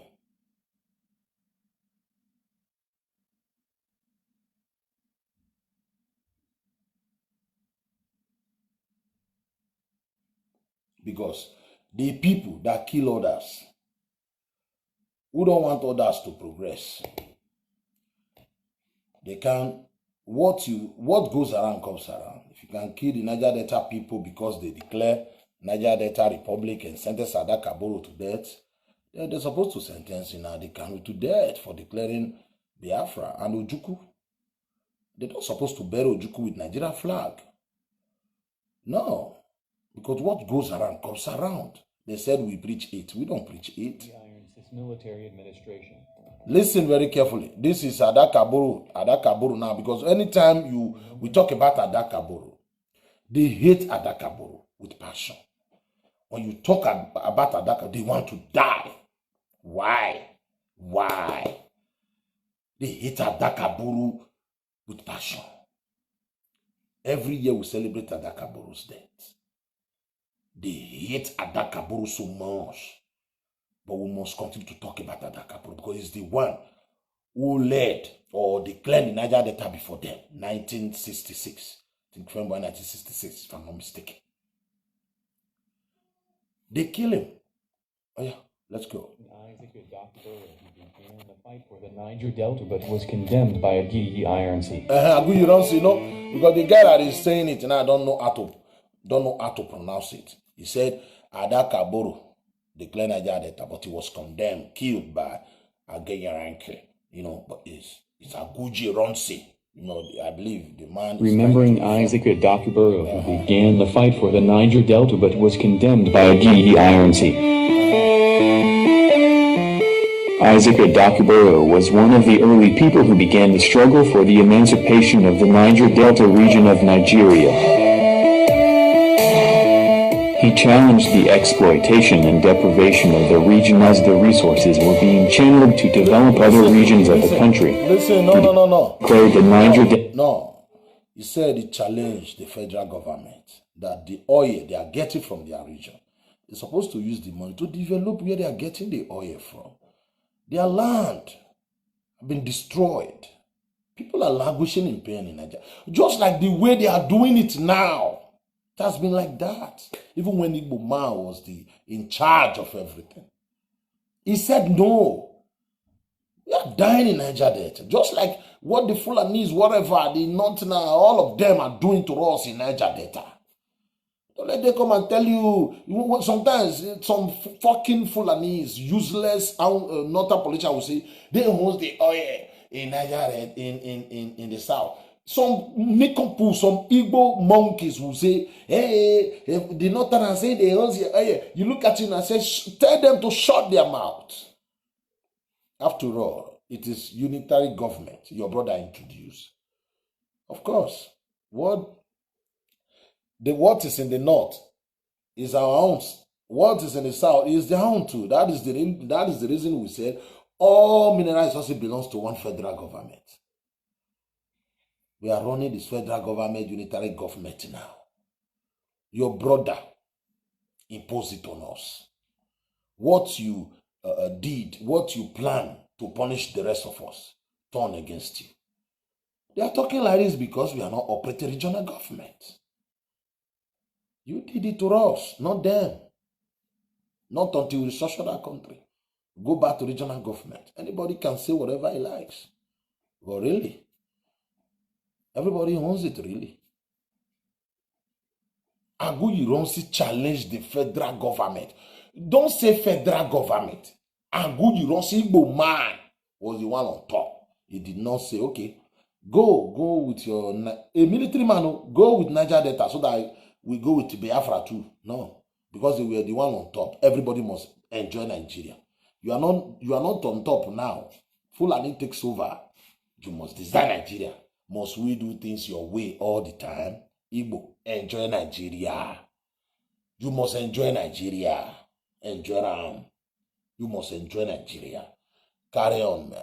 Carry on, let's see. Held a republic in 1966, but was jailed for treason by a Iron-Sys military administration. Listen. He was jailed, sentenced to death. Treason. Treason. Look, say it again. Treason. Held the Niger Delta Republic in 1966, but was jailed for treason by a Iron-Sys military administration. Bagu, you don't see military administration. Igbo man. Sentence Niger Delta man to death for declaring Niger Delta Republic. Igbo man, they call it treason. If Buhari call it treason now, Buhari is the devil. Let us, if you point one finger to your brother, the rest four point at you. What goes around must come around. You know why God is punishing these fools from the southeast, these monkeys? They don't know. When you remain foolish, God will allow you to enjoy. God will just abandon you so that you will die in your foolishness. But when you come to God and say, Baba, I'm sorry. What our Papa did to these people, we are sorry. Then you begin to see the light of God in your life.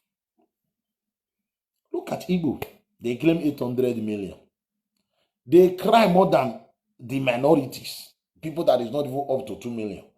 The people who claim they are up to 80 million, they cry more than. They are the one benefiting Nigeria.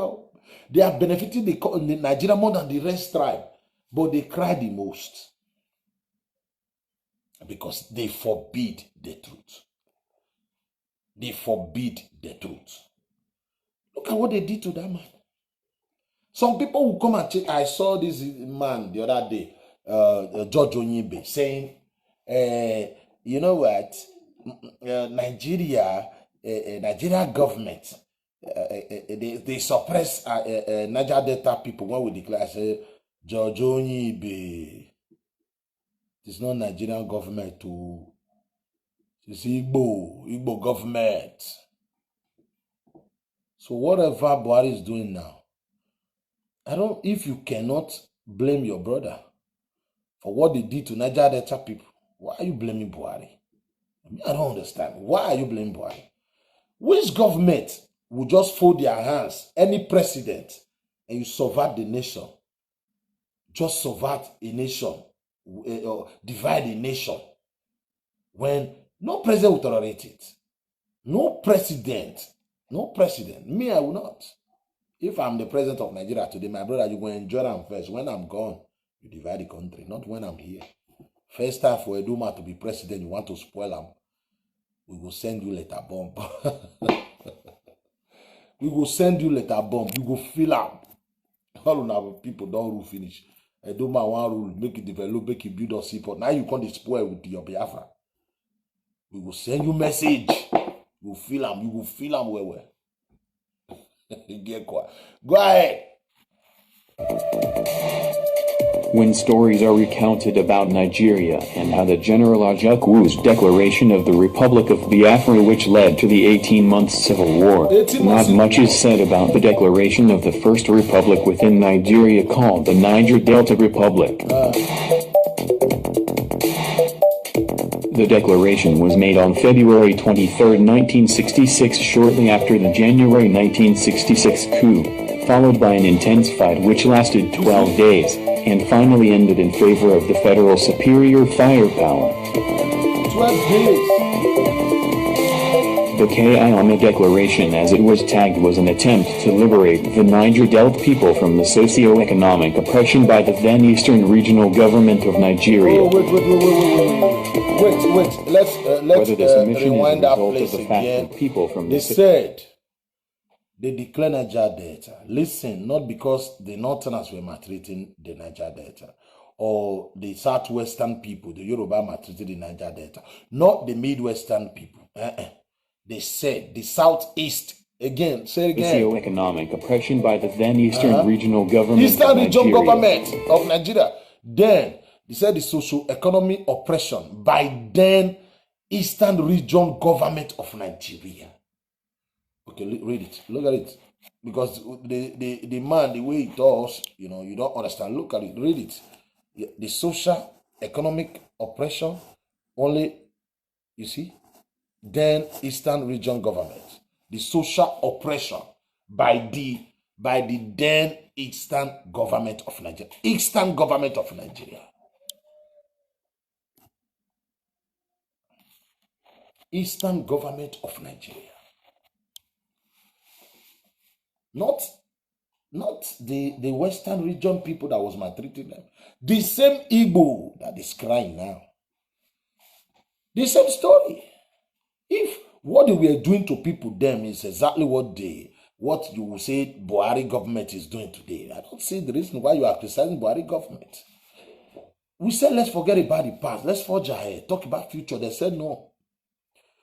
They said they kill my papa, they kill my papa. Look, if you declare war, don't you know the people will die? The people died, not only the Igbos that died, the Nigerians, they lost, people died on both sides. What are you complaining for? Declare another war, death will come. Don't complain. Continue. Whether this omission is a result of the fact that it barely lasted 12 days or because it is simply best kept veiled to prevent a resurrection of such agitations cannot be certain, but notwithstanding, the name Isaac Adakaburo still rings a bell for the Niger Deltans, especially the militants and other agitators who subsequently fought for the region to enjoy the proceeds of the oil which is derived from the region. Remembering Isaac Adakaburo, who began the fight for the Niger Delta but was condemned by Agidi Ironsi. Born in Aloyi Biri in present-day Bayelsa State in 1938, Major Isaac Jasper Adakaburo, fondly called Buro, was a celebrated Nigerian nationalist, a Nigerian Civil War hero and one of the pioneers of minority rights activism in Nigeria. Having a father who was constantly being transferred from one school to another as headmaster, he followed his education keenly and even entered the University of Nigeria, Nsukka, where he was studying chemistry and later rose to become the student union president. Being in the eastern region under which the Niger Delta was grouped, he was exposed firsthand to what he viewed as exploitation of his people. where the oil money gotten from the Niger Delta was being enjoyed by the federal government of Nigeria and eastern region with capital in Enugu, and nothing was given to the Niger Delta people, who were already being subjected to various environmental hazards resulting from oil spillage. He believed that the people of the area deserved a fairer share of proceeds of the oil wealth. He formed the Niger Delta Volunteer Force, an armed militia with members consisting mainly of his fellow Ijaw ethnic group. Today, the group declared the Niger Delta Republic on February. You hear them saying volunteer group, volunteer group. This is what they copy from this man. The one they killed. The one they killed. They come and tell you, they kill my papa, they will kill your papa again. Because you are just like your useless papa. Your useless people. You are the architect of our problem. You are the genesis of our problem. Let me block this. What is the name of this idiot? There's no where you display your foolishness. Yeah. Get the fuck out. Let me block that. Please remove. Block.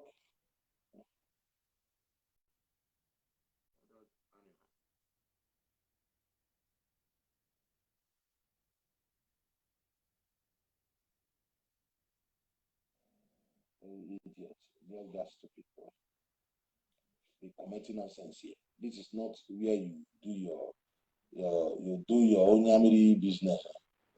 I don't sue you. Vanguard, you are displaying your foolishness. You are on Sarah Reporter, displaying your foolishness. You are on what again, Nation newspaper, displaying your foolishness. You are here, displaying your foolishness. Yeah. God. You can go to Nnamdi Kanu's page. Now, let me show you the video of the 12 days war when Igbo, they sent Ojukwu, they were massacring, killing the people of Niger Delta. They always show you their video, how they, civil war. Let us show you the real video now. When they were killing the Niger Delta people. Niger Delta Republic on February 23, 1966, and gallantly battled the federal forces for 12 days, but was finally routed by the far superior federal firepower. Boro and his compatriots were jailed for treason. They keep showing you what they did to them. They just want you to feel what we are saying is not real, never happened. You see how Igbo man, the president, or the head of state, you vote for him by force. How they were killing people just because they want to do it.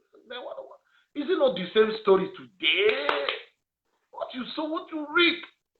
Life is like a mirror. When you smile at the mirror will smile back at you. That's what my father said.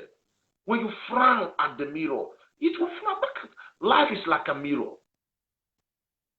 Be good. Do something right, and something good will come to you. Is this not what you sow is what you reap? Evil that men do now, live with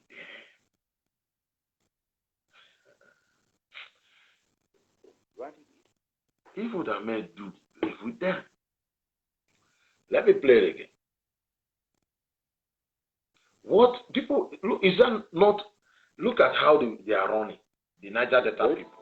Tell me anything different. Yeah, look at the way they are running. If not the way the Igbos are running today. Let me play it again. The way they are running. They declared the Niger Delta Republic on February 23, 1966, and gallantly battled the federal forces for 12 days, but were finally routed by the far superior federal firepower. Boro and his compatriots. My guy, is it not the same? The way the Niger Delta people were running for their dear life. Is it not? You see videos, you see these Onyamiri bastards, how they are running. They must continue to run. What you sow is what you reap. I said 3 things, Igbo. Apologize first to Nigerians that your brother pulled down the regional structure. You must apologize for that. 2, apologize to Niger Delta people for killing their son, for sentencing Adakaboros to death, for declaring Niger Delta Republic. 2, apologize to Midwestern Family, Midwestern people, for invading their land in 1967. Not until you do these 3 things. Forget, the Biafra is a merit. It will never come, it will never materialize. It will never materialize. Hello? Hello? So it will never materialize. You understand me? That's the truth of the matter. So let us go to the next topic. You all have seen the video, how they are running at Skater. When Igbos were killing them, Igbos were massacring them just because they said they want their own Niger Delta Republic. They don't want. They declare Niger Delta Republic because of their brother pulled down the regional government. Adakaburu declared Niger Delta Republic because they pulled down the regional government. But we thank God today. What Ojukwu did to these people,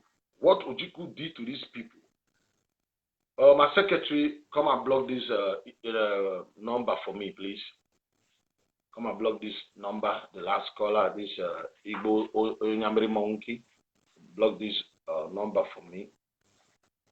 Block this number for me. Wait, I'm coming.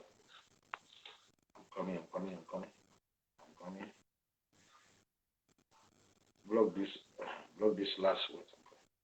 Block this last number. This last number for me.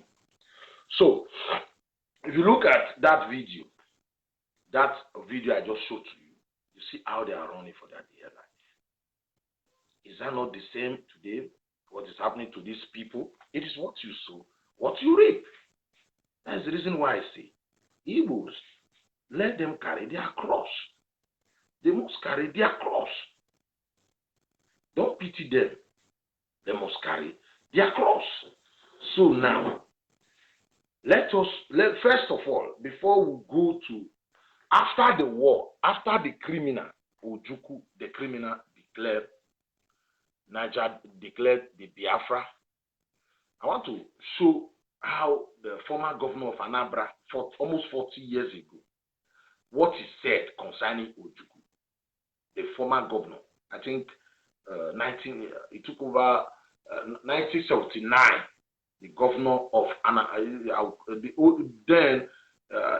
will say governor of Anambra, because Ebonyi was part of it then. Ebonyi was part of it then. Now, look at the face of the criminal Ojukwu. Look at the face of the thief.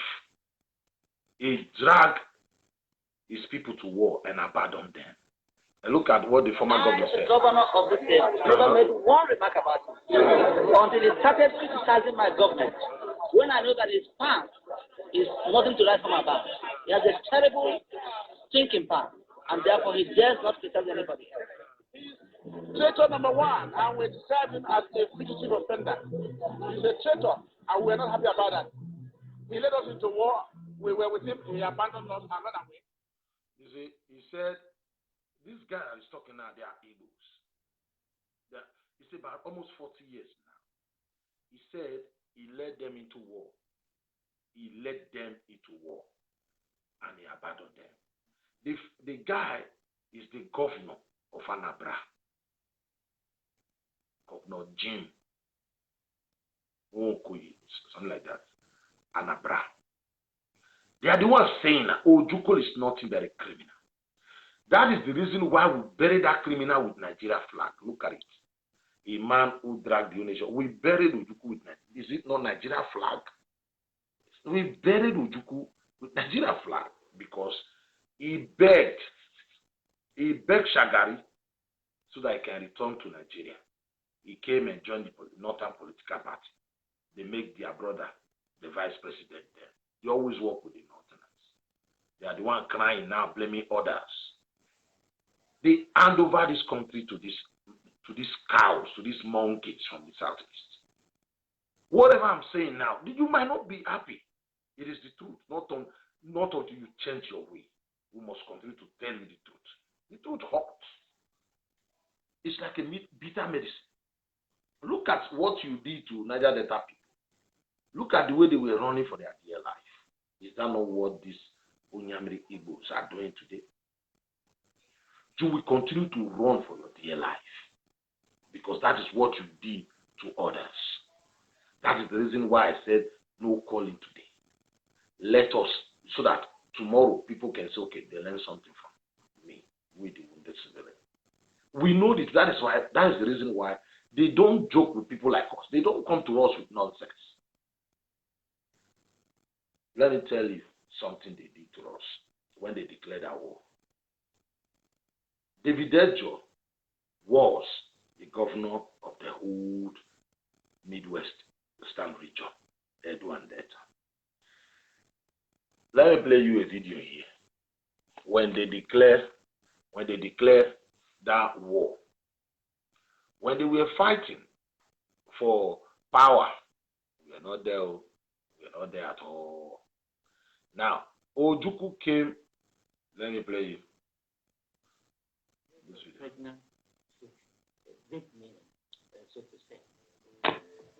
Governor David Ejo's difficulties were magnified when the war broke out on the 6th of July, 1967. The Midwest, even though contiguous with the new Republic of Biafra, had little or no defense option. Listen, the video you're about to watch is the governor of the old Midwestern region. We have no defense then, we are just new country trying to buy ammunition, train people, train our soldiers to defend our land. So we are going to this video I'm about to play is David Ejo, the Yoruba man, the governor of the old Midwestern region. Look at this. So when we had a meeting with Ojukwu, he said what he wanted to do was for him to send troops to occupy the Midwest, especially the Igbo area, for their protection. But I will have to pay them and then look after them. I said, there's no such thing. I don't need that. That I can arrange. Ojukwu must perish in hell. Ojukwu must perish in hell. Ojukwu was the governor of the old Eastern region.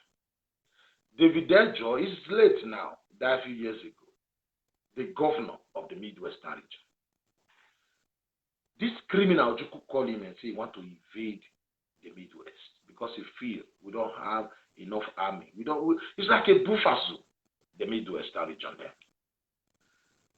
This man said, Ojukwu, there is no such thing. You can't invade my land. I'm the governor here. This is my territory. You don't invade my land. Your brother was, killing people in the north, killing people in the west. You see us there. We are not part of your war. We are not part of your nonsense. We are not part of your problem. Let just leave us alone. There's no such thing. Play it again. You can tell a man you are coming to guide his house. No. I don't want to guide my house. Not you. It's not your house. My house. You're supposed to respect that. They have no respect. And that is the reason why people like us, I'm telling our people, we have nothing to do with these people again. They have no respect at all. Let's play the video again. Midwest. You tell a man you want to July invade the land. The Midwest, even though contiguous with the new Republic of Biafra, tell somebody you want to invade his land. So when we had a meeting with Ojukwu, he said what he wanted to do was for him to send troops to occupy the Midwest, especially the Igbo area, for their protection. But I will have to pay them and then look after them. I said, there's no such thing. I don't need that. That place make me laugh, and it also saddened my heart. There is no such thing. You can't come to my territory. It's my territory. It's my land, not yours. You can't come here. Continue your war. Go and do your war. But we're supposed to respect that. And that is the reason why Ojukwu must perish in here. Ojukwu supposed to respect that. Still invaded our land. And one idiot called me yesterday. He said, they invaded our land. I said, no problem. You know what? You have been paying for that for years now. You continue to pay for it. Smile. Don't worry. You continue to pay for it. You are beating the drum of war again. We are trying to advise you. You said no. You said no. Because you have your malus, some monkeys on social media insulting people. You think nobody can talk to you. You are too powerful. But don't worry.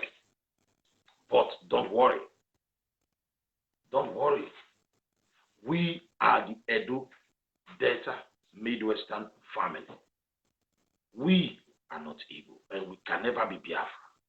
Biafra is dead and buried with Ojukwu. There is nothing like Biafra. The other day, they came up with this what they call it, Abori nonsense. And again, let me play you another video of this, our Anioma people. I am not dragging Anioma. I'm not saying Anioma must be Midwest. No, it is what they voted for. They were part of the 12 tribes that make up Midwest. I am not the one telling them where they belong. They choose it by themselves. If they don't want to be part of it again, it is not your decision. It is their decision. It is their decision. They have to pull out through referendum. And you are not the one to give them the referendum. No. It is Anioma people that will, call for their referendum to leave the Midwestern region. It is the only documented region. We got it through referendum. You understand? So I am not the one that is forcing them. They are part of the game. They are part of the game. I'm not the one that is, forcing them into it. All these animals you see on social media talking nonsense, they are the confused ones. And most of these confused ones, they are the ones, I want to play you their own video now. I played it before, I'll continue to play it. They asked one of the soldiers who fought alongside with these Igbos or Nyamiri monkeys. They asked them, why are you supporting us now? They said, you, Anioma, that is ranting on social media talking nonsense. You don't know what you are dealing with. You want to eat Igbos, they are snake. You know snake. Snake. You don't know what you are dealing with. And I love the Anioma that is with me. I love the car people that is with me because they know what's up. They know what this Igbo nonsense is all about. That is the reason why I play you some of the Olise video in the beginning of this program. I am not the one telling them where they belong. They are the ones to choose and rule their destiny. Igbo man can't do that for them. If anybody in the south supporting this Igbo Onyamiri, you must relocate across the bridge. Across the bridge. If there is no Igbo tribe in Delta, there's no Igbo tribe here, they know it. Any Igbo you see in Delta or Edo, they are there, because we are one Nigeria, they are there to do business. When the time comes, if maybe, I don't know, nobody can tell Nigeria will disintegrate now. I'm not seeing it. Not seeing it. Nigeria disintegrate today. Thank God. then we, Edo and Delta, will stay together. We are one. We are brothers forever. Nothing change that. I will continue to tell these people. Some people will come here and take my video, go and I look at them. The truth is the truth. You can suppress the truth. You can't suppress the truth. The truth is the truth. The truth is that Anoma is in Delta State. Ika, Delta State.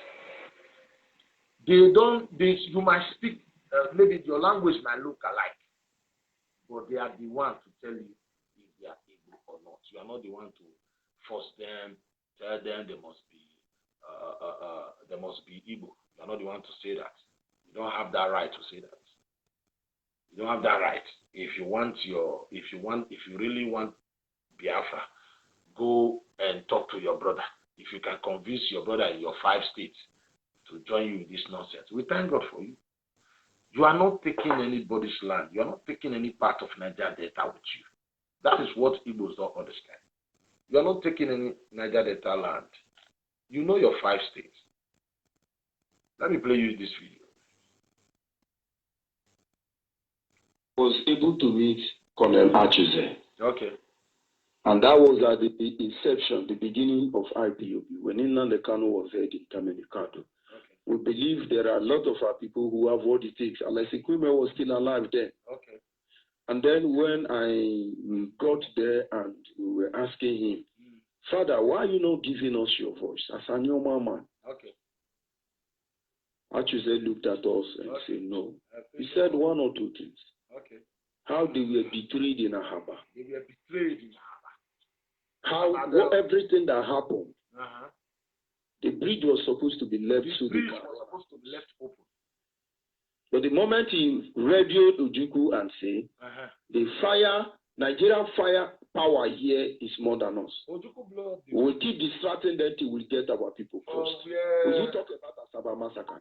Ojukwu declared the bridge. Ojukwu bombed the bridge. Army that was not known to them, that we are gathering them to cross them over River Niger. But when they gathered when they gathered in that very platform, the bridge has blown. Signal didn't come from Achusa anymore. Because what this man is saying now, during the war, Ojukwu brainwash these Anioma people and say, you are Igbos. Join the let's fight together.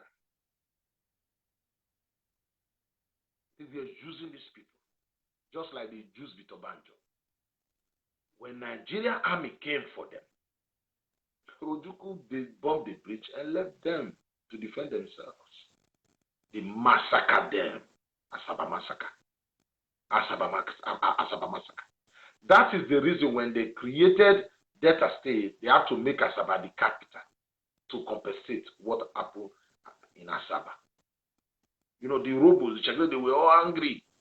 Were we supposed to be at least the capital? Why Asaba?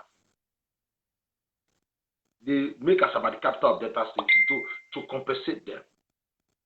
Ojukwu bombed the bridge. The people you call your own. Before the war, or during the war, you said they are Igbos. They should join you and fight. You're supposed to leave the bridge open, the gate open. Because we fight together, we die together. Why would you bomb the bridge after using these people? You cross the bridge and you bomb the bridge. You call them your own. You call them Igbo. That's what you call them. And they were fighting alongside with you. We fight together, we die together. So they asked this man, this old soldier, why are you not supporting us? Because you fought so hard during the war. You must say, be careful. Be careful of these Igbos, these monkeys from the east. And still, this man, Jojo Igbo, will not rest. He was preaching Anioma when Nnamdi Kanu, he was a coordinator in Nigeria under this Nnamdi Kanu Apple Pig terrorists. He was talking about his Anioma people in Nnamdi Kanu Saki. He told them, you are not Anioma, you are Igbo. Don't be Anioma again. Don't call yourself Anioma, you are Igbo. Now some of them, I play with let me see if I can get that. Some of them are saying, how can they throw away their identity? They are Anioma people. And see the history of the people. There's nothing like Anioma. What does he know about Anioma? When he doesn't really know that Omu's kingship has been in existence for almost 900 years. And you see there's nothing like Anioma. It's not like Omu in a family group where it comes from. Okay, no. Like that. No. Remain there. Somebody's telling you there's something like Anioma. You must be. It's about Igbo supremacy. What they are doing is Igbo supremacy. They're not fighting for any freedom. It's Igbo supremacy. They want you to be Igbo. They want to change your identity. When they say there's something like Anioma, you should forget. You should be very. They are changing your identity. You are the one now who's supposed to push them back. This is what our father, what they saw many years ago. They saw this 10, 7 years ago. This is what we are battling now. You are not Anioma. That's what he's telling you. We'll be closing this program now. We'll be descending now. You are not Anioma. That's what they are telling you. So I'm calling on all tribe in Delta State. We must come together now. We must come together now. You are no Igbo tribe in Delta State. There's no Igbo tribe in Delta State. Your language might look like theirs, doesn't make you Igbo, and they know it. There's no Igbo tribe in Delta State. So let me just, this our brother that sent me this voice message. Let me just play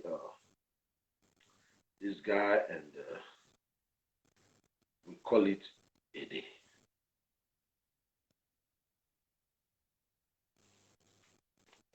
I enter with the anger. You know, what this guy did, they tell me, well. Wounded, my brother, how you doing? Good evening from here. I said, let me check on you, my brother. How is everything going? This Ikwere man. Wounded, my brother, how you doing? I did fine. Good evening from here. I said, let me check on you, my brother. I did fine. My brother, good evening. How is everything? I watched their video early this morning.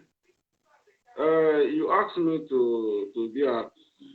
Okay, my brother, Idele, man, there is no problem. We are very, very good with Igbo people. Even some of the Igbo people, they are in our own government. My brother, if you see our relationship with Igbos, this is why what Nnamdi is doing is paining me a lot. He's paining me. Our relationship with Igbo, we don't want to damage that relationship. We want to keep our relationship because we have been there for a long time. Before Nnamdi was born, we have been in a good relationship. And Nnamdi cannot bring any problem between we and the Igbos. This is why the Igbos have to call on Nnamdi Kanu now, doing what I'm saying. They have to call on Nnamdi Kanu now to stop.